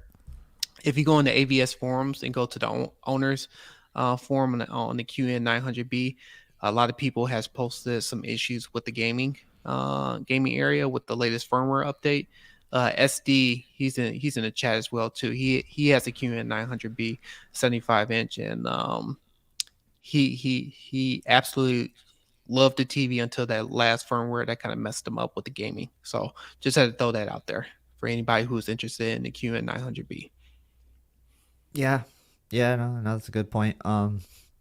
I'll say this though. Remember on the gaming side of things that like most of this, you know, the comments on AVS about gaming is more so like game HDR on, like the accuracy portion of it. A lot of disappointment there. When you have game HDR off and you're still using like contrast enhancer, for example, which a lot of gamers are using, um, then I don't think there's probably a problem with it. But if you're more of like somebody who's looking for accuracy with gaming, you might be disappointed in some of the highlights that you get. Like it does under deliver in that portion from what I've heard. So it'll be interesting. Um, Yeah, so I just want to put that disclaimer out there for the QN900B. So people are having some yeah. issues with that. So if you're still interested in it, just make sure try to look at that forum and see how to and take a look at some of the owners thread. Yep. Yep. All right. Thank you again, Dylan, for the super chat. Appreciate you. He says, funny because they put the input button on the Q990B soundbar remote. That is the same design as the TVs, just the soundbars. Also have Dolby Vision support. That is crazy. I didn't know that. can you use the 990B soundbar remote to work with your TV as well? If so, that'd be pretty cool. Um, I think you can. I think most remotes nowadays, I think you could sync it to your yeah, TV. Um, but yeah, it's just something that you just have to go through the hassle of trying to figure out how to do that. right. Yeah, man, that's cool. Thank you for the super chat. I didn't know that about the 990B. Thanks for pointing that out. So I The definitely nine, want to try out some sound bars this year, man. Definitely yeah, want to try out some yeah, sound that bars. 990B is well, would it be the 990C now? Is it 990C? Yeah, soundbar that's Yeah, coming out. Yeah, yeah, it's gonna be interesting for that. yeah. No, the CES demonstration on the A90J was real. That's for sure. But just like I bet, the Samsung one was real and the LG display thing was real. Like they probably hit that. It's just at what point, and for how long. So that's the thing they won't tell you. So Or what they use and yeah, what what color window. temperatures and yeah, Yeah, so they may say they hit that number, but they don't go into more detail as in how they achieved that and so forth. right. But that absolutely was not fake. So we're seeing everyone See, hates Vivid unless they're playing games like Mario Odyssey Smash on the Switch or something. No, I think a lot of people do like that. Yeah. yeah. Well, you'd be surprised. You have some people that watch a lot of content in Vivid and stuff. I'm not that Yeah. person, but Nothing wrong I with know it if you some. do though. Yeah, Yeah. I know people who use Vivid mode and stuff. So because they like that brightness and they feel that it's more impactful to them. But like I said, I don't use it, but you do have some people that watch it. Yep. And good point from Classy here. The display, they're like what they're showing us there. It's not an actual like TV mod. It's just the actual display, right? It doesn't have the whole TV attached to it. So they're just showing us what the model is capable of. Same thing with LG display. When they're saying it can hit 2100 nits, that's what it's capable of. Um, so yeah, Yeah, I think it's a last good year, I think it was good thing to point out. 1500s. They Yeah, said Samsung just 1500 last year. yeah, Yeah. last year. So I mean, for Samsung Display to make improvements with their QD OLED panel, I think it's pretty good. Hmm. Yep. Let's see, is there any other question? Oh yeah, and then we do got over 160 in Wow. the chat. That's So crazy. yeah, yeah. So thanks for joining. Yeah. Ask your questions, guys. Like this is the time. This is the time to do it. Because I don't think we have anything else to really like topically talk about, right? We're just gonna answer Yeah, some questions here and then we'll wrap in like I don't know, 25 minutes, something like that. yeah, sounds good to me. Cool. Yeah, but other Um, than that, yeah, going back to the S95C for the first owner, it seemed like it's good for what it is. Time would tell if that changes, but uh, yeah, it seemed like it's good news for the yeah. S95C. So what do you guys think? You think this year I should do some more longer streams for like when we get the TVs, like we did last year? I know those are all right. I'm gonna be honest, they take a lot out of me, but they are fun. Like I think the S95B streams last year that I did, man, those were so fun. Like I was looking at the reactions stream from or the stream highlights. Like if you guys haven't seen that video, you should watch it because it kind of like is a compilation of all the fun we had. Like we had Max, we had FOMO, we had Classy, we had like, Brian on there. I believe Brandon was on there with us at one point. It was fun, and like that is something that I would love to do stuff like that again because it just gives everybody their input on the TVs we're checking out that we're reviewing. It was a blast, man. What a blast. Oh yeah, And I'm what I just basically do is I just oh sorry, I didn't mean to cut you off. But what I oh no, basically do go ahead. oh yeah. What I basically do is um I film the screen pretty much and then we have conversation over it. It's like it's almost like an in-game stream, but you're seeing mostly the TV and stuff. And I wish it could be in 4K, but 1080p looks like it would be the max unless we didn't have guests on or I found a way to do it. I don't think my internet could do 4K, so don't even know if I should try that. But yeah, I'm gonna upgrade to 1080p again so we can get the cleanest stream possible. And I'll look through other services to see who does the cleanest 1080p stream. But yeah. EHJ with the super chat says, yes, longer streams. What are your Super Bowl scores? I haven't thought about that yet. You got a prediction while I think about no. it? No, I don't. I'm always bad when it comes to that. Yeah. So I'm not gonna even say. Okay, I'll give you one. So 34-28 Eagles. Really? Yep. Mark it down. Bet it up. Go to your betters. Nope, don't do that. Next week. You said yeah. Yeah.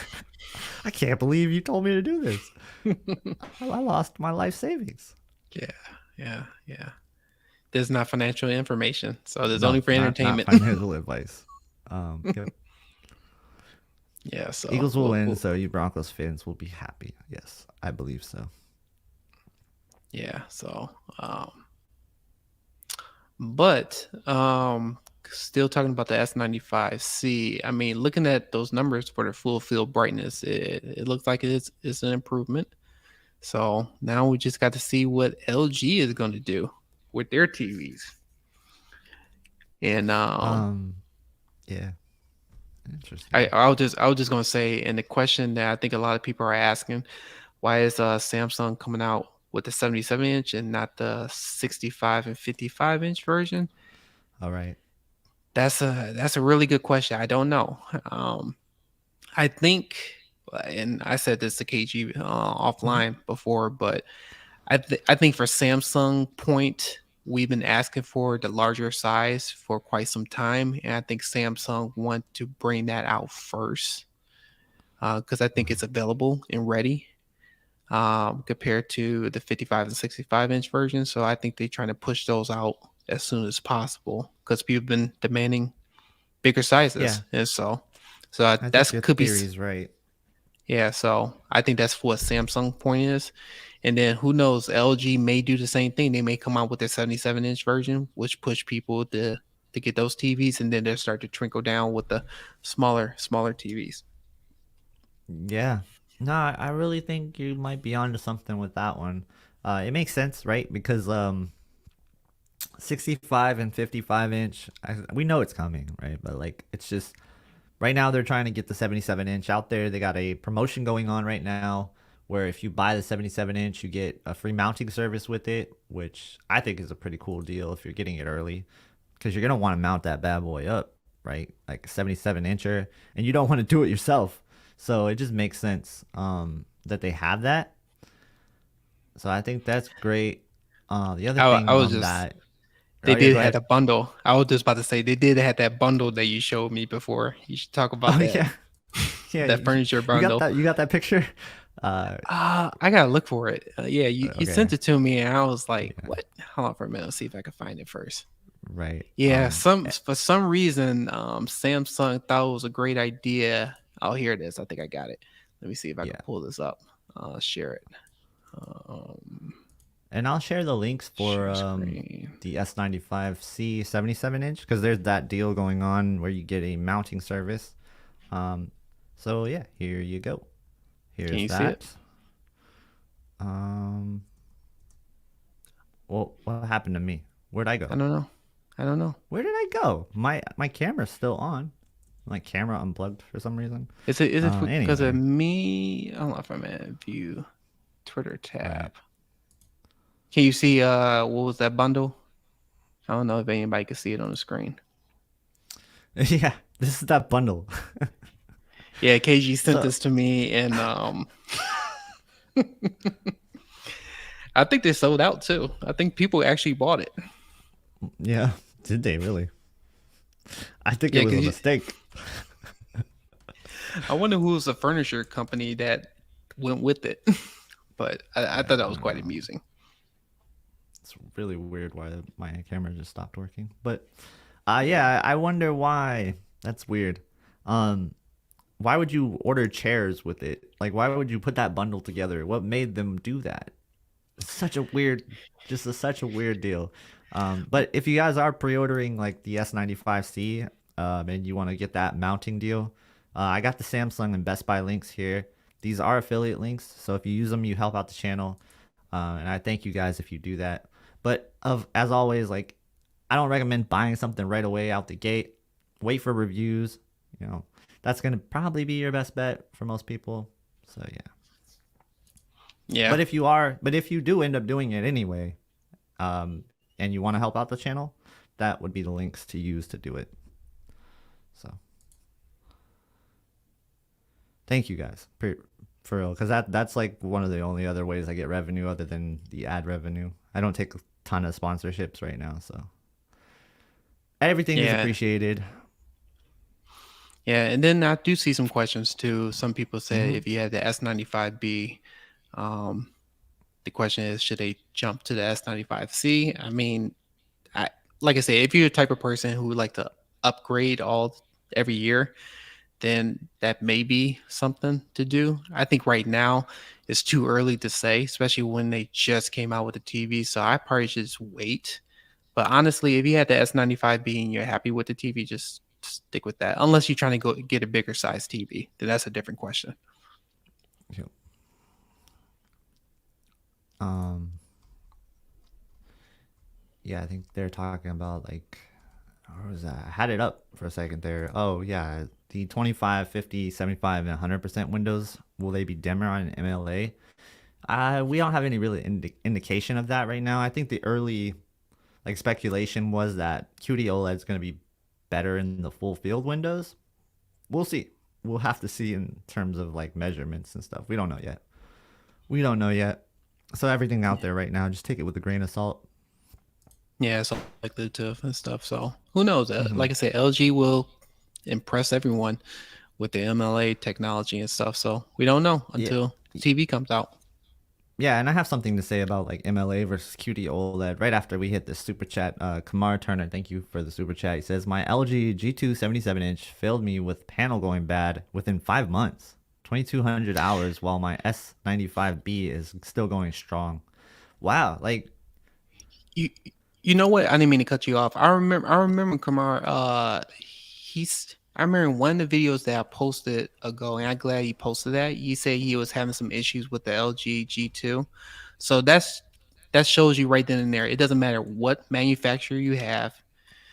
right. Like I say, if you have an issue and stuff, it's with all manufacturers. So I mean, this is point right here. He went through the same issue.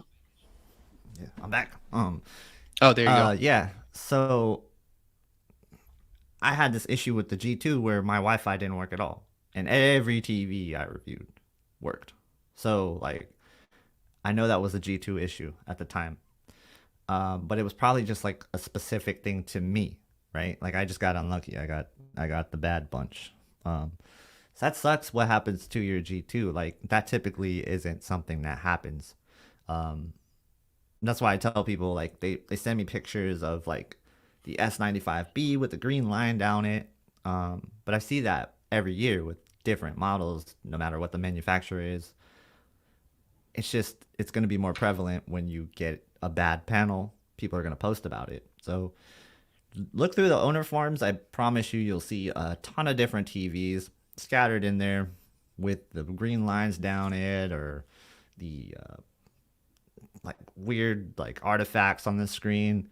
This happens when there's a loose part in the TV itself because when you move things around, things can get loose.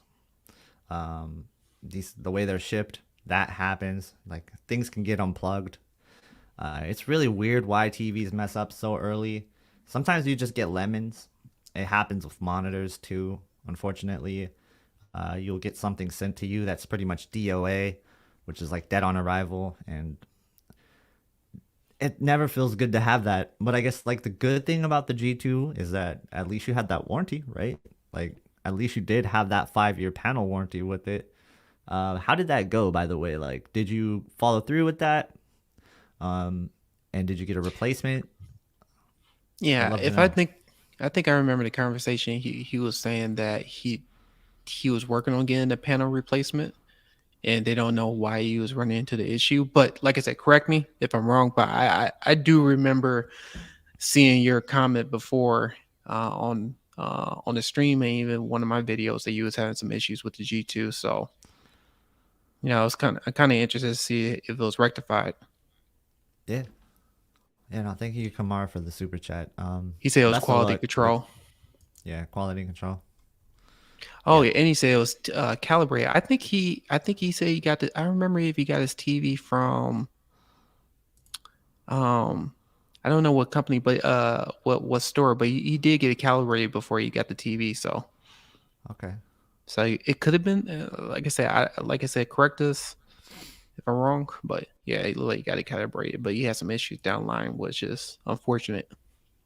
Yeah. See, the vertical lines, like that's what I'm saying. Like, when TVs are bad early on, it's typically that issue with the lines, you know. And that's usually internal thing, parts and everything. Yeah, So yeah. I'm sorry that you had a sucks. bad taste in your mouth about LG Gamar. So yeah, but I mean, it's good that the S95B is working out for you and stuff. So I mean, that's a good thing. So yeah, Yeah. but just one of those things that unfortunately it happens. Yeah. Um, they're talking about color volume in the chat. Yeah, there's Yeah, a lot I was of about to say, yeah, confusion around that. it seemed like it's a lot of back and forth going with Right. QD-OLED and the MLA technology and stuff. So it Yep. seemed like it's a lot of going back and forth. So we'll All probably talk technology about has a this. 1% failure rate. Yeah, of course. Like that's what I'm trying to say. Like there's a lot of lemons out there. It's Are you gonna see it? How likely is it? About 1%, like you're saying, is probably a more realistic figure for that. It just sucks when it does happen to you. Like it Yeah, just sucks. and then the customer service too. That goes a long way too. Depending on the manufacturer, if you have a bad experience with the customer service, that could be a deal breaker too and stuff. So yeah. So sorry you had to go through that.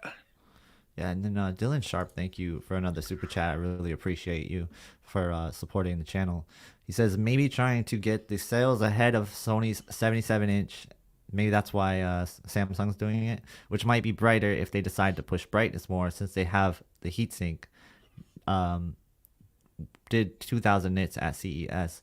Yeah, so like here's the thing about the heatsink and QD OLED is QD OLED is already so efficient on its own. It doesn't really need a heatsink. It can't really benefit as much from a heatsink as a WRGB OLED can, for example. Um, the QD OLED just doesn't really need it that much. So I don't know if they can really improve the brightness, so to speak, with that. It'll be really interesting to see. But from all indications, is I think it'll probably be around the same. If anything, it'll be a little bit not as bright, just on the safer side of things. But I don't know why they would be on the safer side of things, since they have a heatsink too. So yeah, it's a really good question, I think, because when people see that heatsink, they assume that it will be brighter because of that, or that they could push a brightness if they want to because of that. But yeah, QD OLED is already really efficient, and in the second generation, it's even more efficient. So I don't think that heatsink will be an issue. We got some questions about Sony. Maybe you could highlight Brave Dave. Brave Dave, where you at? Is that You were just talking oh, about up the there? Z9L. Oh, see, okay, you saw it before I did. Yeah, Sometimes I wish I could highlight StreamYard it. doesn't populate. I Yeah, thought I made you a moderator maybe you thing, but I did, and I guess probably just couldn't. Oh, I did. can you Okay, click on people? let me see. Oh, I'm doing a test, so please forgive me. Nope, I can't do it. oh okay. I'll have to add you. I don't know why you're not at this point. Yeah, At this point, you should be. Um, I think I have to do it outside of the stream thing, but yeah. Anyway, You know. yeah, we'll get it going for next time. But Brave Dave, this is the one you're talking about? Yeah, you was Any, talking about the Z9L. sure. Um, well, you could probably talk about it because you came out with your video. Right. So far, like, uh, right now, there's not a lot of information out there. Just the model names and the model, potential. And remember, this is a leak, so it's not official. This was just on another channel. It's possible they could get more dimming zones. That's always the thing for LCD TVs, more dimming zones. Like we see with Samsung this year, they're going to have even more dimming zones. I think there was even a thing floated out there that was double the dimming zones. I swear I heard that at CES. Don't quote me on that, please don't. But a lot of companies were saying double the dimming zones. So like that was the big trend that was going on at CES, and I believe Samsung was a part of that too. So it wouldn't surprise me if the Sony mini LED. I almost said MLA mini. Sony mini LEDs. It wouldn't surprise me if they got more dimming zones as well. So that would help it. Um, there's also chances that it could be brighter. That's always a possibility.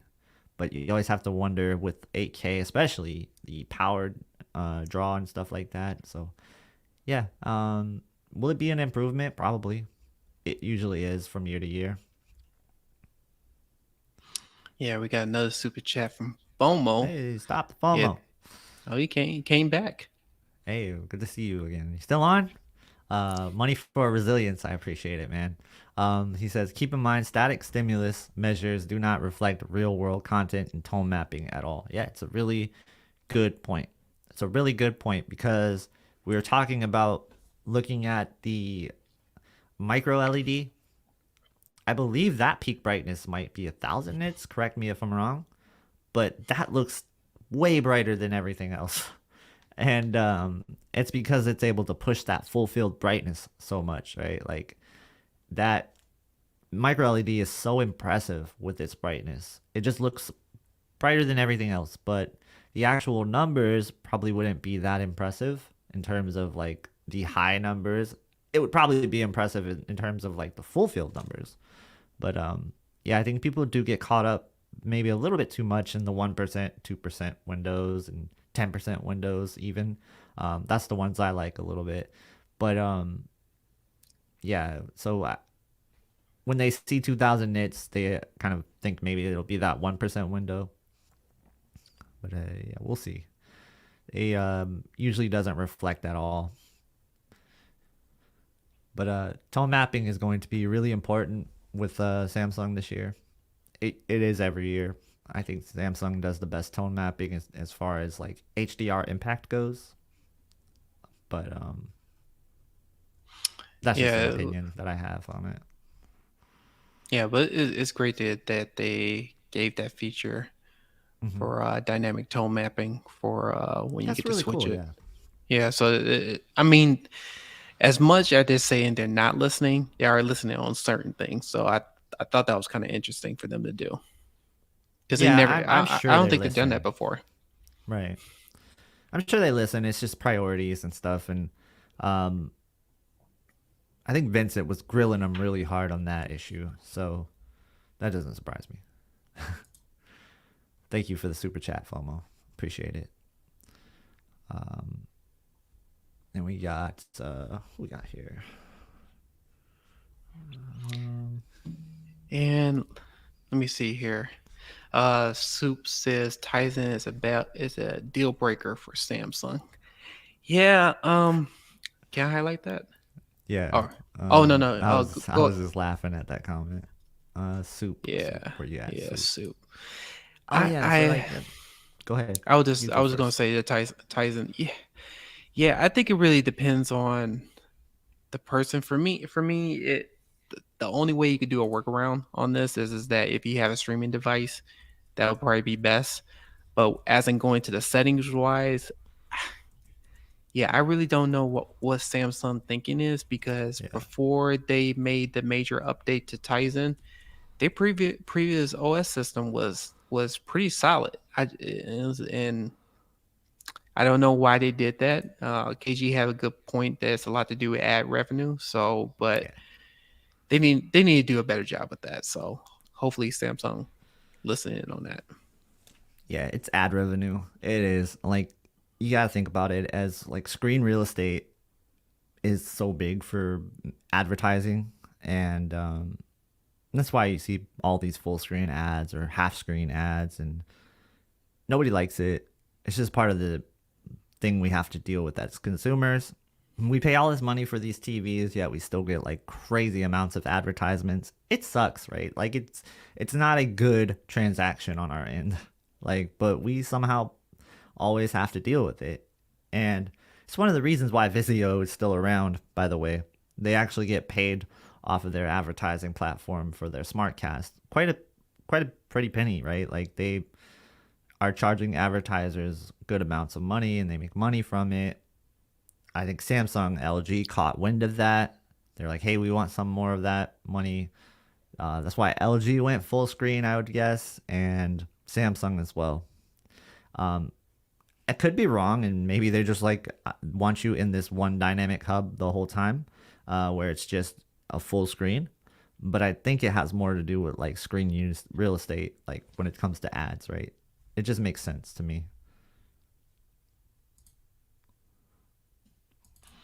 Yeah, and then we got some questions about this might be a little bit of a different topic, but Hisense Sure, TV.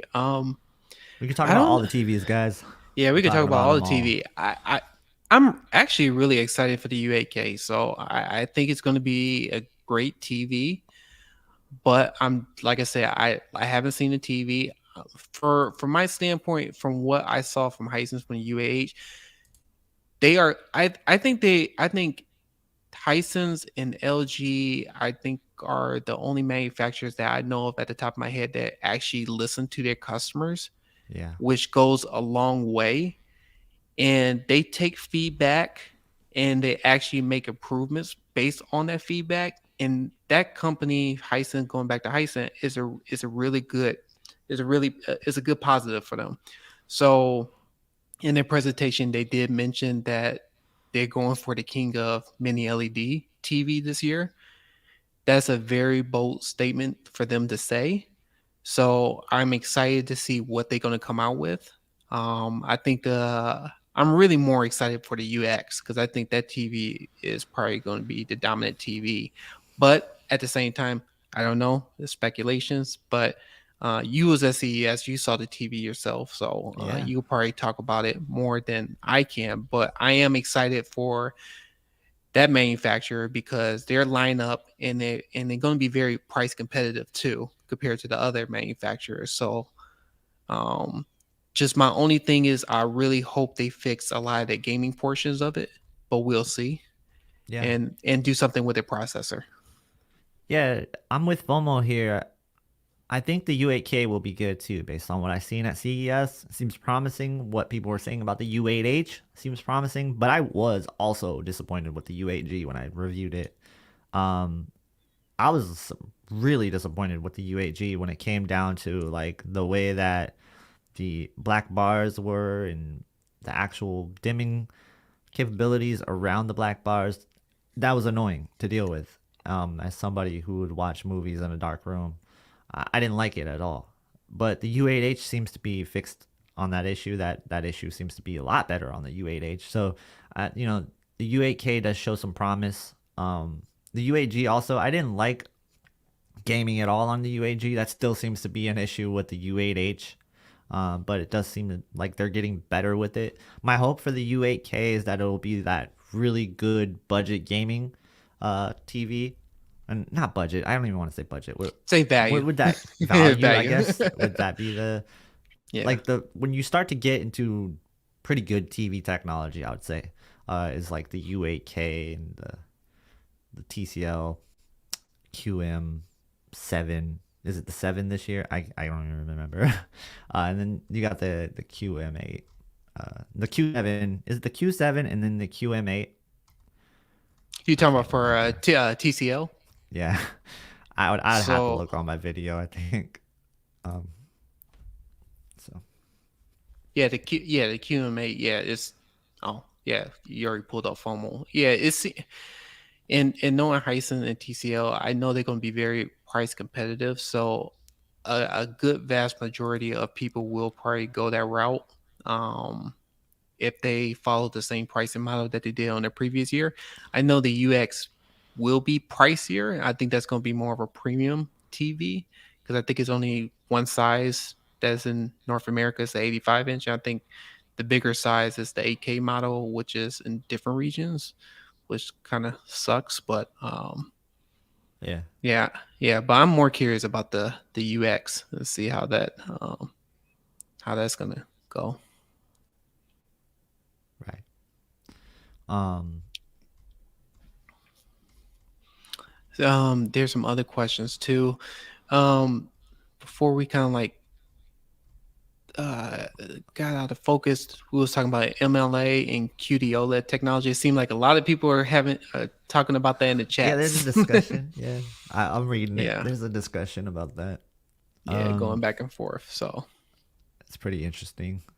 well, all we can say is we'll wait and see what LG is going to provide. I all I can say is I think it's going to be a win-win situation for the consumers.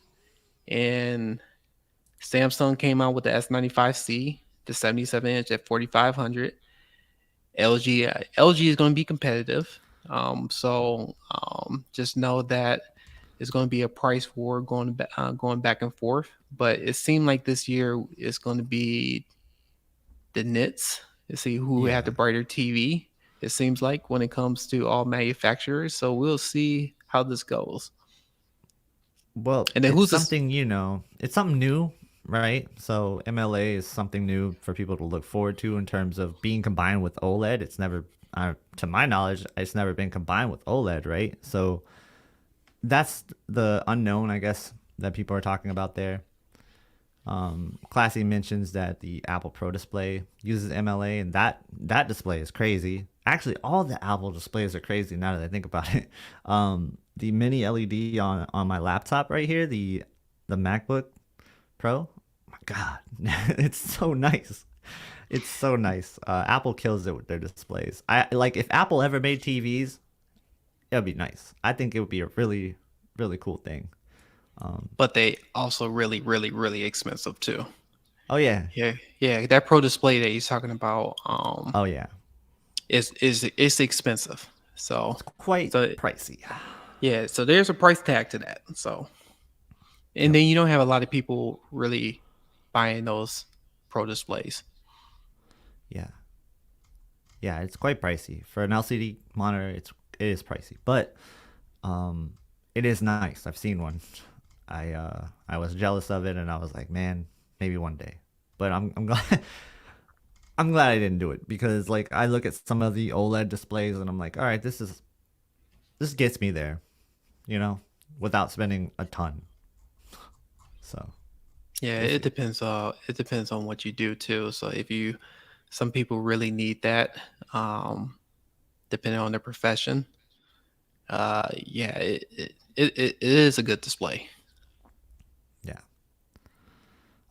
Cherokee was saying, how about Sony with their new 2023 models? Yeah, pretty crazy stuff. Hopefully, a lot of that's true. Then there's a question about Sony because we was talking about LG and Samsung. So whenever Yeah, Sony come out with their announcements and the QD OLED lineup, we'll see how that goes too and how that stacks up against the Samsung and LG because that's going to be interesting as well. yeah. Fulham was saying 8K is fading this year. If CES is any indication, well, I mean, like, I like the 990C, the 98-inch 990C blew me away. I thought that was crazy. I thought that was absolutely crazy. Um, I don't know because But yeah, I see his point though. Like TCL didn't. Well, TCL might have had an 8K, but Hisense absolutely didn't have an 8K. It might be the other way around, but one of those. I believe I am right though. TCL had their 8K, and then Hisense didn't have an 8K at all. but at the same time too, I know projectors were kind of pushing their 8K. So Mm-hmm. They call it Yep. AK, Yep. AK. They call Yeah, it yeah, the yeah, yeah. AK They TV, had. which is kind of Yep. interesting on its own. But I when it comes to smaller TVs, yeah, I don't think that's the buzzword anymore. But I think for projectors nowadays, because they talking about 8K as well, that's I kind did of see it. Yeah. interesting. Yeah, that's kind of Mm-hmm. interesting. How they kind of move in that route. But I don't know who's to say in the future and stuff. But when it comes to PC, people find it important as well when it comes to PC gaming and stuff. So people There you use go. it. There you go. I'm dumb. I totally mixed them up. TCL skipped 8K. They don't have 8K at all. Hisense has the UX, which is 8K. Thank you Which for is confirming that. Yeah, I mixed them up. But I was really impressed with the 8K projector that they showed off too. I thought that was pretty cool. Um, I think the laser TV stuff that they're doing is actually going to be more popular going forward. Because as people want bigger displays, but they don't want to pay up for it or they don't want to carry it in the house, things like that, that might make sense for a lot more people going forward. So it's cool. It's something I want to do in here. I actually do want to do that in here for like my personal displays. I want to have a projector set up and I want to be able to review projectors. So I want to be able to have that set up. Um, Hopefully we'll be able to do that this year for you guys because that would be cool to do some projector stuff. I do think projectors are on the come up. Those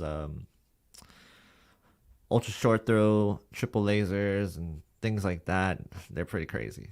They are pretty crazy, man. I was kind of blown away. Like I was standing next to FOMO, looking at some of these projectors, and I told him I was like, I could get away with this. Like this is fine to me. To me this looks almost as good as like an X90K. You know, some of the projectors I've seen. So I was really happy with the contrast levels that were there. It just looks like a kind of like a weaker LCD, like a little bit more of a weaker LCD, but it still is enough contrast to get me to be happy. So I don't know. How do you guys feel in the chat about like projectors and the laser TV lineup from Hisense, for example? I think it's cool. I think it's cool. Yeah, I think projectors in general are great. Um, I thought about doing it in the basement as doing a projector, but I don't know. I I had a bad experience with projectors in the past and stuff. Actually, I still have a projector laying around back there, but my only thing is that I just hate changing the bulbs. I know they changed the technology vastly since I had one, but that's kind of like my only issue. And then the other thing too is that I have kids and stuff, and they like to play around with it. So that's another big reason why I didn't go for projectors and stuff. So Yeah. Uh, Michael, this is a good point. 9 times out of 10, most people can't tell the difference between 4K and 8K. Some reviewers, streamers have already done tests to most people couldn't even tell the difference. I think like you can tell the difference. I just don't think that the difference is something I would put my money towards. Because when I oh was at CES and I saw the 990C, for example, and then I looked at like the 90C, I could tell a difference. I could tell a difference for sure. There's like fine details, things like that. You can notice that, but you have to be close to the TV. And realistically, is are people sitting that close to the TV? I don't think so. So you can see a difference for sure. It's just hard to put money towards it to say there's a huge difference to be worth it to invest into.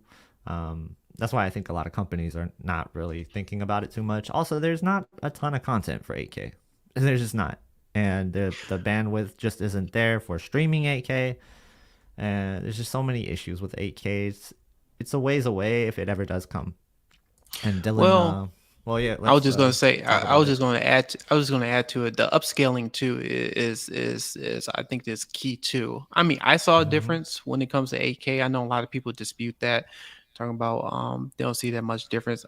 I saw the difference, especially when it comes to upscaling their Right. content. But to your point, the KG, you're right. There's not a lot of people. I mean, there's not a lot of content that's in 8K and stuff. But for me, I think bigger the size, then that's where I can see AK is more valuable.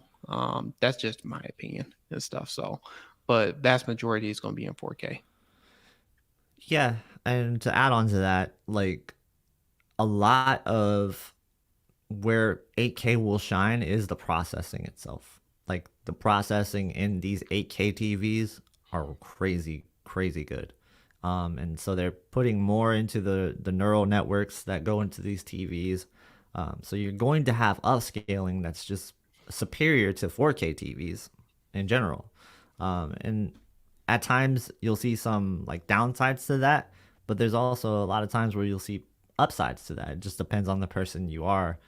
I think personally there is more clarity. I just see it. It's something that I can perceive with my own eyes. Whether or not like the processor is tricking me into seeing that is another question. Like, sure, it's absolutely possible that the processor is doing something that's not actually there, but I don't care at the end of the day. If that's what it's doing, and that's what I see, I'm gonna be happy with it. It's much like reality creation, for example. When that's on, I give an edge to Sony all the time because it's what I'm seeing with my own eyes, right? Like I don't care that it's manipulating the creator's intent, stuff like that. I never did care about that. So um it's interesting. I think 8K definitely has a place, but like I said, I wouldn't pay for it. I wouldn't pay for it. Yeah. You And got then another super chat from FOMO. yeah, Dylan, let's hit this super chat from Dylan first. Thank you for the super chat. Really appreciate you. He says, FOMO said perceived brightness might be higher. Anyone have the S95C on order? My old Q60T Tizen small menu was great. My S65B is a cumbersome maze. You're probably talking about that 65-inch S95B, I would imagine, right? Um, and yeah, that's it's a good point about Tizen. The 60T, that the T series, like the Q90T that I had reviewed, that was that quick menu, the blades we were talking about, where you just hit the home key and then you have like the settings menu pop up, but like on the very left, I believe, is the input selection, which was so just it was a breeze. Like, and that's why I said in the past, like the one remote was actually the best remote until it went full screen. And then it became not the best. Like it's not even close. But when it was just that blade system, there was no more intuitive remote than the one remote system. So I fully agree with you here. And I use Apple TV too for my S95B. I just have everything on my Apple TV and I just use that right away. Go straight to it. I don't fight with Tizen. Everything is on Apple TV for me. Yeah, and and then I just have to say too, if you do plan on getting a new Samsung TV or you have a Samsung TV, Apple TV, the latest version does support HDR10 plus, so that is a great feature as well. If people are on the sidelines talking about Dolby Vision, it is a deal breaker for them. Yeah. And I just wanted to also give Dylan Sharp some credit here because he was talking about Apple might be the first to bring consumer micro LED. And it's something I wanted to talk about for the last couple of weeks. I just always forget to bring it up. So thank you, Dylan. Yeah, Apple is doing micro LED in a couple of years. That's really cool. So I don't think that micro LED is as far off as people think. I've heard 10 years in the, but remember, these are coming to smaller displays. So it may be that 10 years before we see like a really affordable micro LED, but maybe like 2025, we might be seeing, 55-inch for 4,000. I don't think it's out of the realm of possibility. You never know, right? Because like, remember QD-OLED yields and stuff were rumored to be really high, and QD-OLED was supposed to be like so much money for a 55-inch. And then the same year, Samsung was like, here's a really cheap QD-OLED. So I don't know. You never know. That stuff is ever changing. It can change out of nowhere, it seems like sometimes. So will be interesting to see what Apple does with micro LED. Yeah. But thanks for the super chat for that one. Yeah, thank you for the super chat. And then FOMO, thank you for the super chat. He says, replace my 65-inch R646 with the UST laser 110 on a white wall. Wife refuses to go back. Yeah, see, that's a dream to me. Like, I would love that. I think I would love that. 110-inch screen. I'm watching movies most of the time. I just wish, I could game on it a little bit, but I guess I could get away with some of the more like RPGs and stuff I don't rely on fast reaction time for. Because that's the biggest knock on laser projectors is that the gaming latency just isn't there for those. Oh yeah, But yeah, I it would is. totally go Yeah, to one. it makes a difference. It does. If you're into competitive gaming, then that's kind of like a different discussion on its own. But if you're into casual gaming, yeah, I think that's not a problem. Yeah, FOMO, you know how impressed I was with those projectors. I was ready to just take one home. I was like, all right, book it up. So hopefully I'll be in contact and maybe be able to review one this year. That'd be really cool. Thanks, FOMO, for the super chat.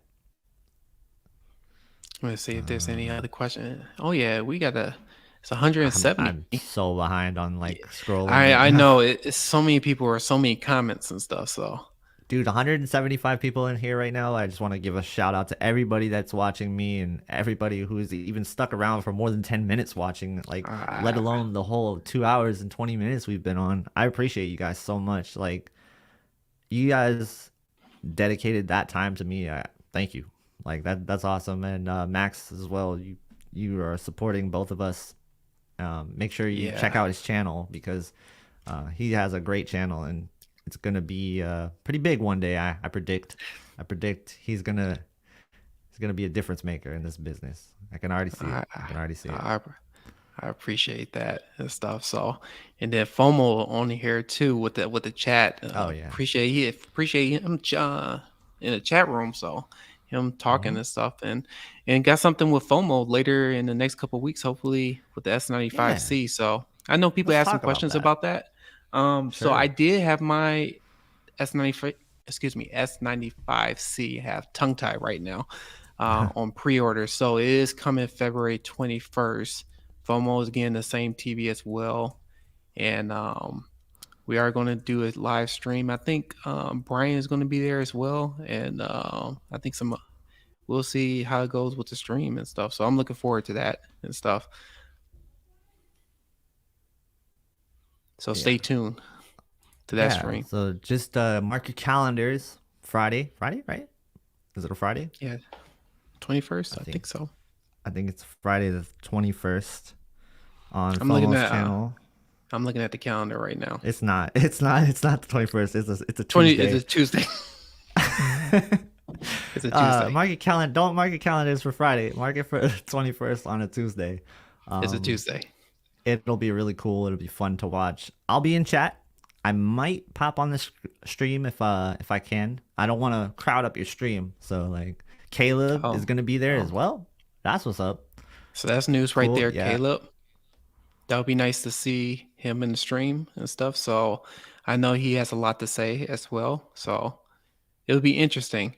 Yeah, it just seemed like people are getting this TV pretty quick. Exciting times. Yeah. It's cool, man. It's so cool. Um, just make sure you go Uh, to FOMO's channel and he'll have it yeah, scheduled already on there in the live tab. Um, so if yeah. you're ever FOMO gonna have wondering, something like, set up.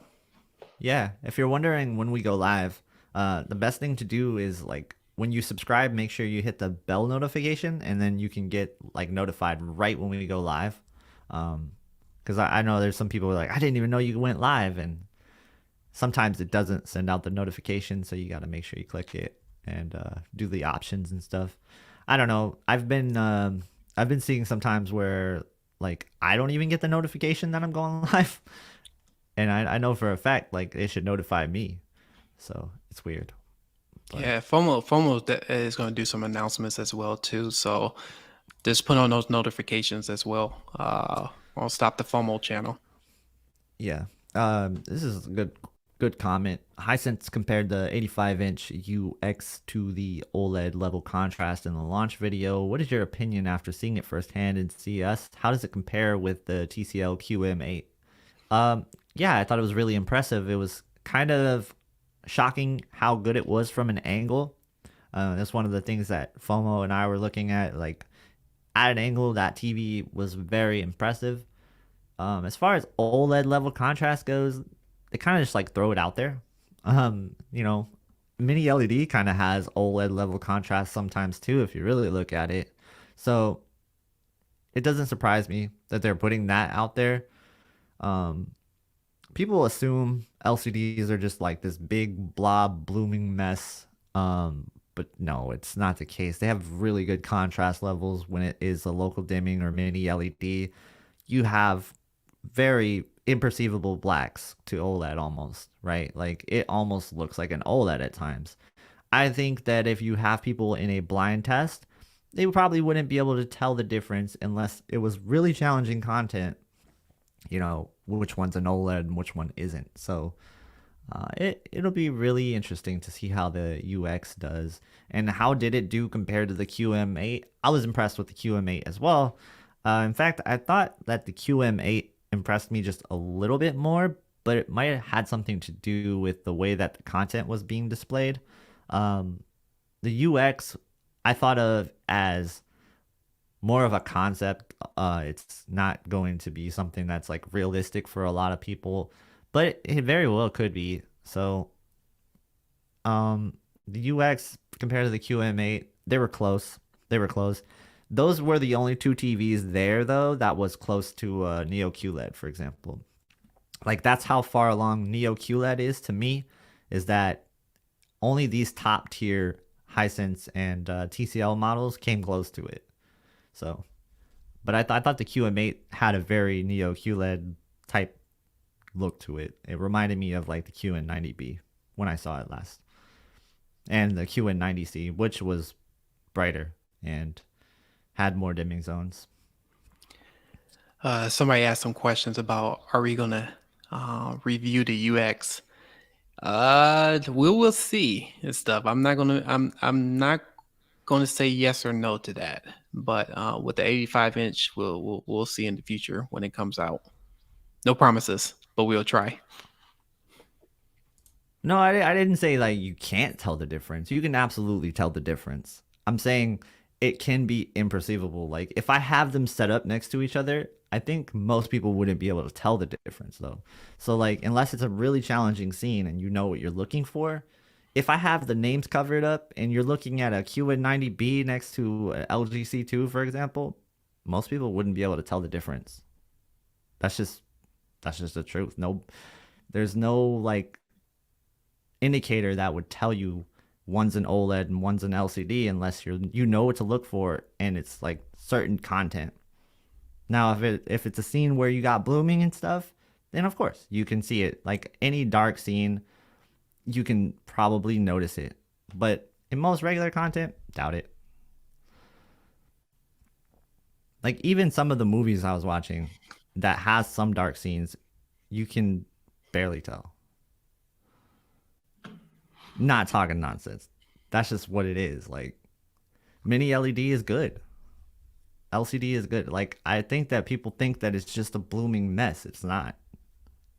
No, it came a long way. Yeah. Especially because I wouldn't have bought the X95K if it was as bad as it was and stuff. I would have took that TV back in a heartbeat if it was having that much issues. But it there are improvements. I think it's getting to a point. It depends on preference and then use case scenario.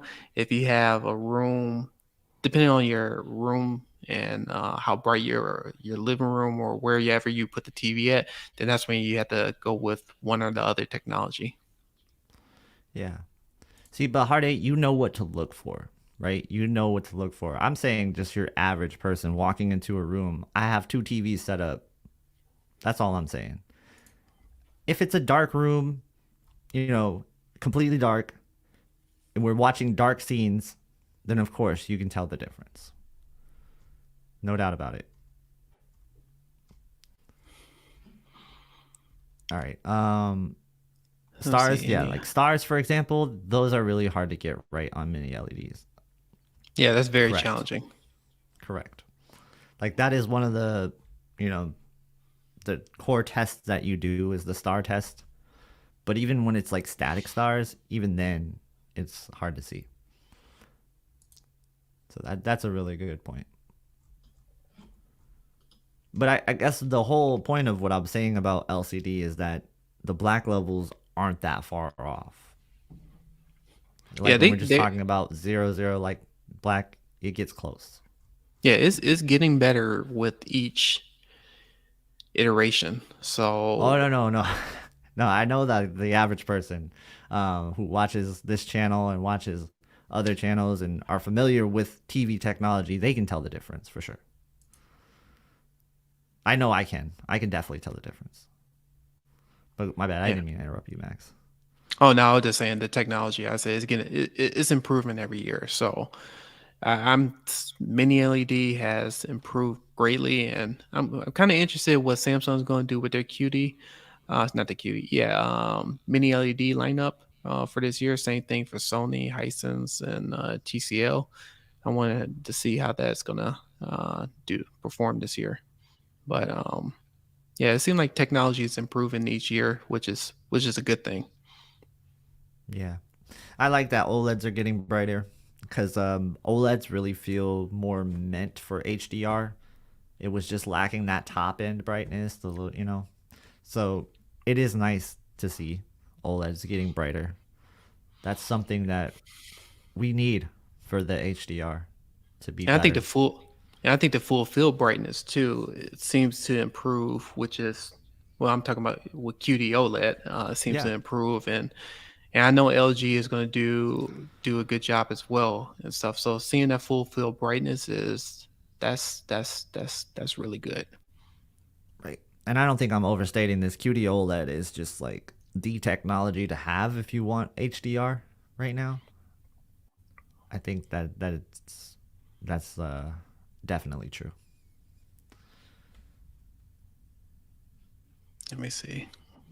And Just looking at the yeah, chat, see if any other questions. So a lot of people. remember that the U9DG was a dual cell and it looked terrible. Yeah, I saw this TV and I was not impressed. There was a lot of people that actually liked it, but I don't know how. Cause I saw it in person, I was like, nah, I like the U8G that was next to it better, and the U8G was not good in my opinion. So like, yeah, the U9DG was not impressive to me. I don't know, maybe I saw a bad one. It was in a showroom. I didn't like it. I didn't like it. Um, when are the manufacturers going to let you save multiple settings to profiles in their TVs so you can easily switch between them with just one click? Shouldn't they already have that? Samsung has that with their game modes, which is really cool. You can switch, like if you're talking gaming specifically, you can switch different settings. But I would like to see more customization options to TVs. Shout out to Vizio. Don't do that often, but shout out to Vizio because they do have like different profiles you can create and name. I think that's pretty cool. I only remembered that because I now have a Vizio in my bedroom because the S95B is right here, so I had to take the Vizio out of the garage. But yeah, that's where we got to go with that one.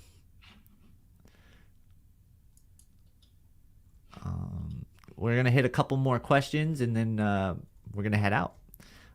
So about 10 more minutes. You good with that, Max? Yeah, 10 more minutes sounds good. Cool. Yeah, I'm looking at the comments too. Yeah, I really hope when it comes to the sizes with mini LED, it seemed like um, having the X95K, and I've been seeing some other reviews. FOMO had the 65 inch, and I think Classy had the 75 inch. There is a drastic difference when it comes to, well, yeah, it is a drastic difference when it comes to performance when you go to a bigger size mini LED TV. Why does manufacturers do that? I don't know. But it seems there's something to do with a lot to do with local dimming zones. And I know on the X95K, it has a different panel compared to the 65 and 75 inch. Hopefully Yeah. Sony doesn't do that with this year lineup. Hopefully they have the same panel for all of them. But yeah, it is kind of interesting that if you get a smaller size mini LED, it performs worse than the bigger ones. It should be the same across the board, but it wasn't the case for last year. Yeah. Was that the same case with like the QN90B? I didn't hear that much. I know like more dimming zones, of course, but that happens when you go up in size because it's just like the dimming zones match the size pretty much. But it's one of those things where like I know the panels are different for Sony, but I don't know that the panels are different for Samsung in terms of like the panel manufacturer. I think they're all the same across the sizes. I think they're I all think using it, TCLs, CSOT. I'm not sure though. yeah, I think it is the same panel. For them, I think it is the local dimming zones for them. Um, Yeah, as in that makes performing sense. better, yeah, as in performing better with the bigger sizes. I think it's a lot to do. I think it depends on the company and stuff. So Samsung, Yeah, on the other hand, if they have a good processor that supports that amount of dimming zone and they know how to control it, then theoretically, yeah, it's going to perform better. But I never reviewed the bigger size QN 90B to really say. yeah, But the X95K on the other hand, that's yeah, I'm happy with the TV, except for that blob issue. That I will be throwing the video out. yeah. All right. Last call on the questions. So if you guys have them, post them. If I missed a question, just type it again. We'll get to it before we drop off. And if you guys haven't hit Hit the like button yet, please hit the like button. Appreciate it. highlight Patrick's question because he said there is a difference. Gotcha. So Gotcha. I had the 75-inch Q90B and then I switched it for the 85-inch and there was way less blooming on the 85-inch. Okay, so it looks like there might be some difference. Um, Again, yeah, you mentioned the dimming zones. That's always going to go up when you go up. But the way that they control it to I'm interested to one like to see maybe the firmware had anything to do with it too. Like maybe one was on a different firmware, and then the 85 was on a better firmware. That's also possible. yeah, There's just too many variables with that. I don't know. and then highlight Michael's Beckerman. Yeah, Yeah, if you get a chance. Michael Yeah, there Beckerman. is a difference between the 65 and the 75 have the same panel, but the 85-inch version of the X95K has a different panel, which Yep. has better contrast compared to the um, smaller X95K. So I don't know why that's the case, why Sony did that, but Cost if you look probably. at yeah cost, and then if you look at the owner's thread too, there's a clear difference when it comes to performance wise. So I know for I haven't reviewed the smaller size, but it it, it is a good TV, the 85-inch version. It is less blooming. It seemed like it got way better contrast compared to what I heard from the 65 and 75 owners on the X95K. Yeah. I'm gonna do an image retention test.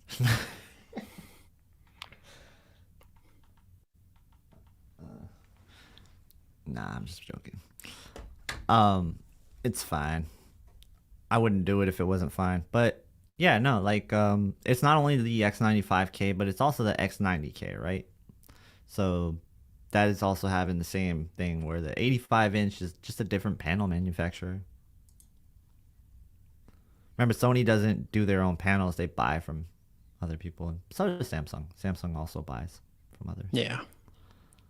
Yeah, because they stopped making panels. I think they stopped it for last year. LCDs. Yeah. Yeah, for LCDs specifically and stuff. Um, So, we could talk about the ASBL too. for what? SD, SD, just talking about like an S95C. Uh, Oh yeah. S95C, according to the numbers, if those numbers play out in real content, has less ABL than any other OLED, and ASBL can be disabled. Interesting. yeah. So, Yeah, I don't. I like I said, I don't have the TV to see, um, but hopefully they can improve with not just with QD OLED, but OLED in general when it comes to ABL. That would be great. Yeah, so many people gung ho to open the service menu. That's true. That's true. Well, there is a disclaimer too. Be careful when you do Be something like that. careful. Yeah, Yes, be careful. Be please. careful. I don't advise the service Yeah, menu, but if you want to go down that rabbit hole, there is a forum for that and stuff. If you're willing to yeah, go that route. yeah. I don't advise it. I really don't, because the numbers are put there for a reason, right? They're put there for a reason. Like, so why switch them? Um, and you just got to be careful because you change the wrong thing and you might end up having problems. You just might. Yeah, So, because it might be a situation where you but do a firmware update. If you're Sammy, you go ahead and do that because you know what you're doing, right? Like somebody like Oh, Sammy, go do it all day, right? Because yeah. Shout he's out to got Sammy. experience and he knows what he's doing. But the average user going into the service menu, you change the wrong thing, you probably will have a bad day Oh yeah, yeah. down the Money. line. I don't know about right away, but yeah, Yeah, yeah. Sammy is the exception. yeah. People like Sammy is the exception to that rule, Yeah, so and classy and he does. stuff. Yeah, Yeah, he does that all day. no doubt. Um, most people shouldn't be in there. Exactly. Exactly. Especially if you Service don't know what menu you're and doing. disabling ASBL and watching normal content is safer than watching Vivid mode and CNN all day. Well, yeah, anything's safer than watching Vivid mode and CNN all day, though. That's Yeah, that's a whole that's new like a discussion. recipe for death for any OLED TV. It doesn't matter what it is. I mean, who needs to watch their CNN on Vivid though? I That's was just about crazy. to say that too. I said, who watches the news on Vivid all day long and stuff? I mean, you may Yeah. get some people that does that, but Yeah, only do Brian it for Gumble like like skin tone is really popping right here. got the Anderson Cooper over there. Yeah, doing great things over there. But no, see, no. I mean, I watch the news for maybe a couple hours, but I can't have it on all day. That's crazy. Yeah. I gotta watch my sports. Gotta watch the Super Yeah. Bowl. True. Yeah, Super we got Bowl a will be in hundred. vivid mode though. That Super Bowl will be in vivid mode in a lot of houses. I can guarantee Not you that. not for me. I'll be watching it on my custom setting, custom mode, and I think it's plenty bright for me on the Yeah. X95K. Unless some people with their OLED TV they go in vivid or dynamic, depending on which TV that they have. Are you gonna try to watch it in Dolby Vision No, or I HDR? don't have. I think you can watch it through HDR with the Fox app. So, So I but do not have Dolby the Vision. Fox app. Yeah, Yeah. I I have a cable provider, but I don't have Comcast. So yeah, I'm not going that route. I'm not getting Comcast to watch Dolby Vision Yeah. just for the Super Bowl. True. True. I'm Comcast not going that sucks, route. and so does DirecTV. Oh, All of it. Comcast may be listening, so I don't care about Comcast. Comcast can listen all they want. What are they gonna yeah, do? Throttle my internet? Probably. it's just that customer service is the worst. True.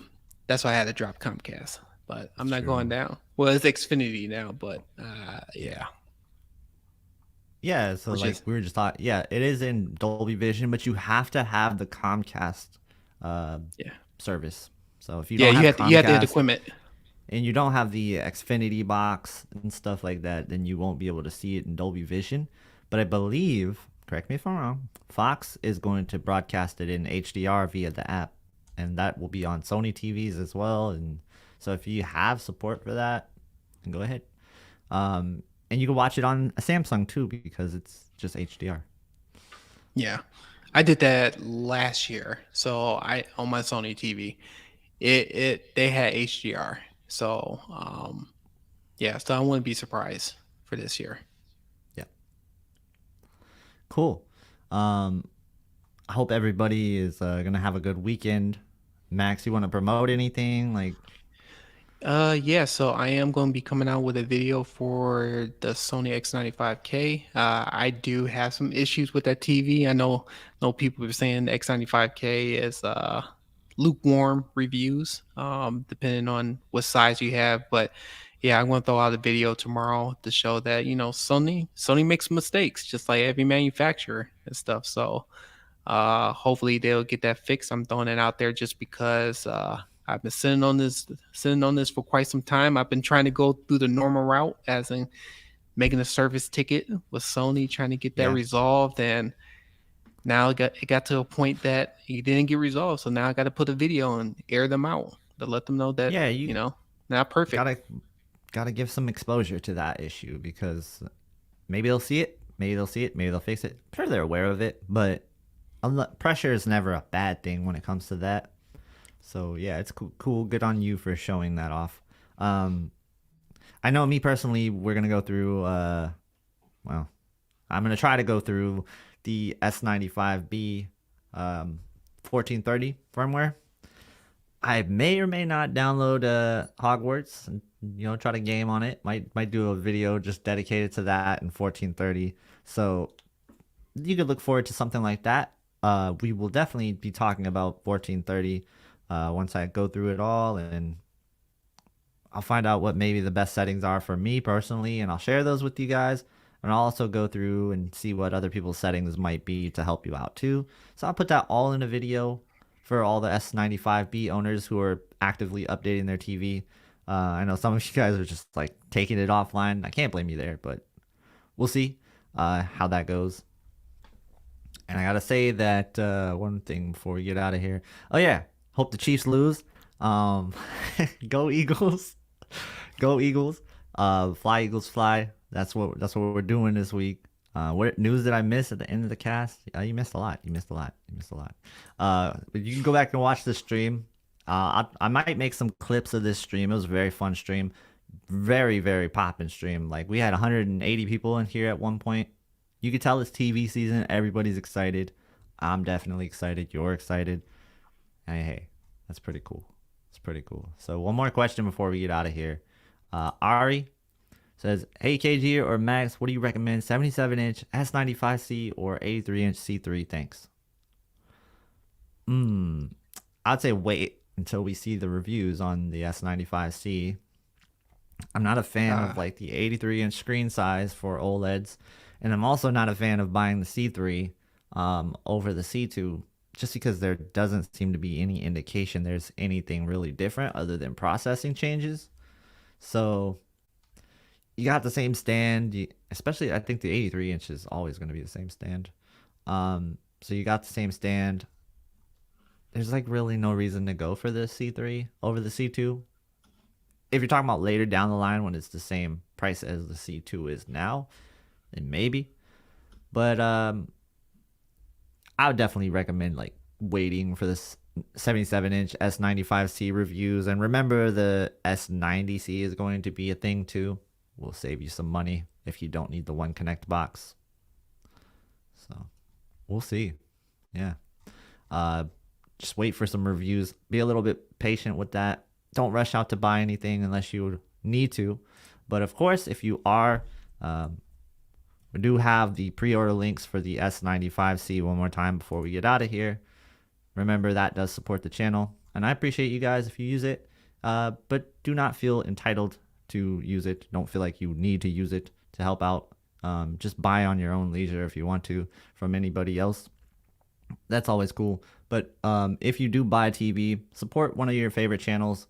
That helps out all the creators. So thank you guys so much. As always, it's always a pleasure to be here. It's fun. And thank you. Max, any last word before we get out of here? No, just appreciate you joining the stream, and see everyone on the next one.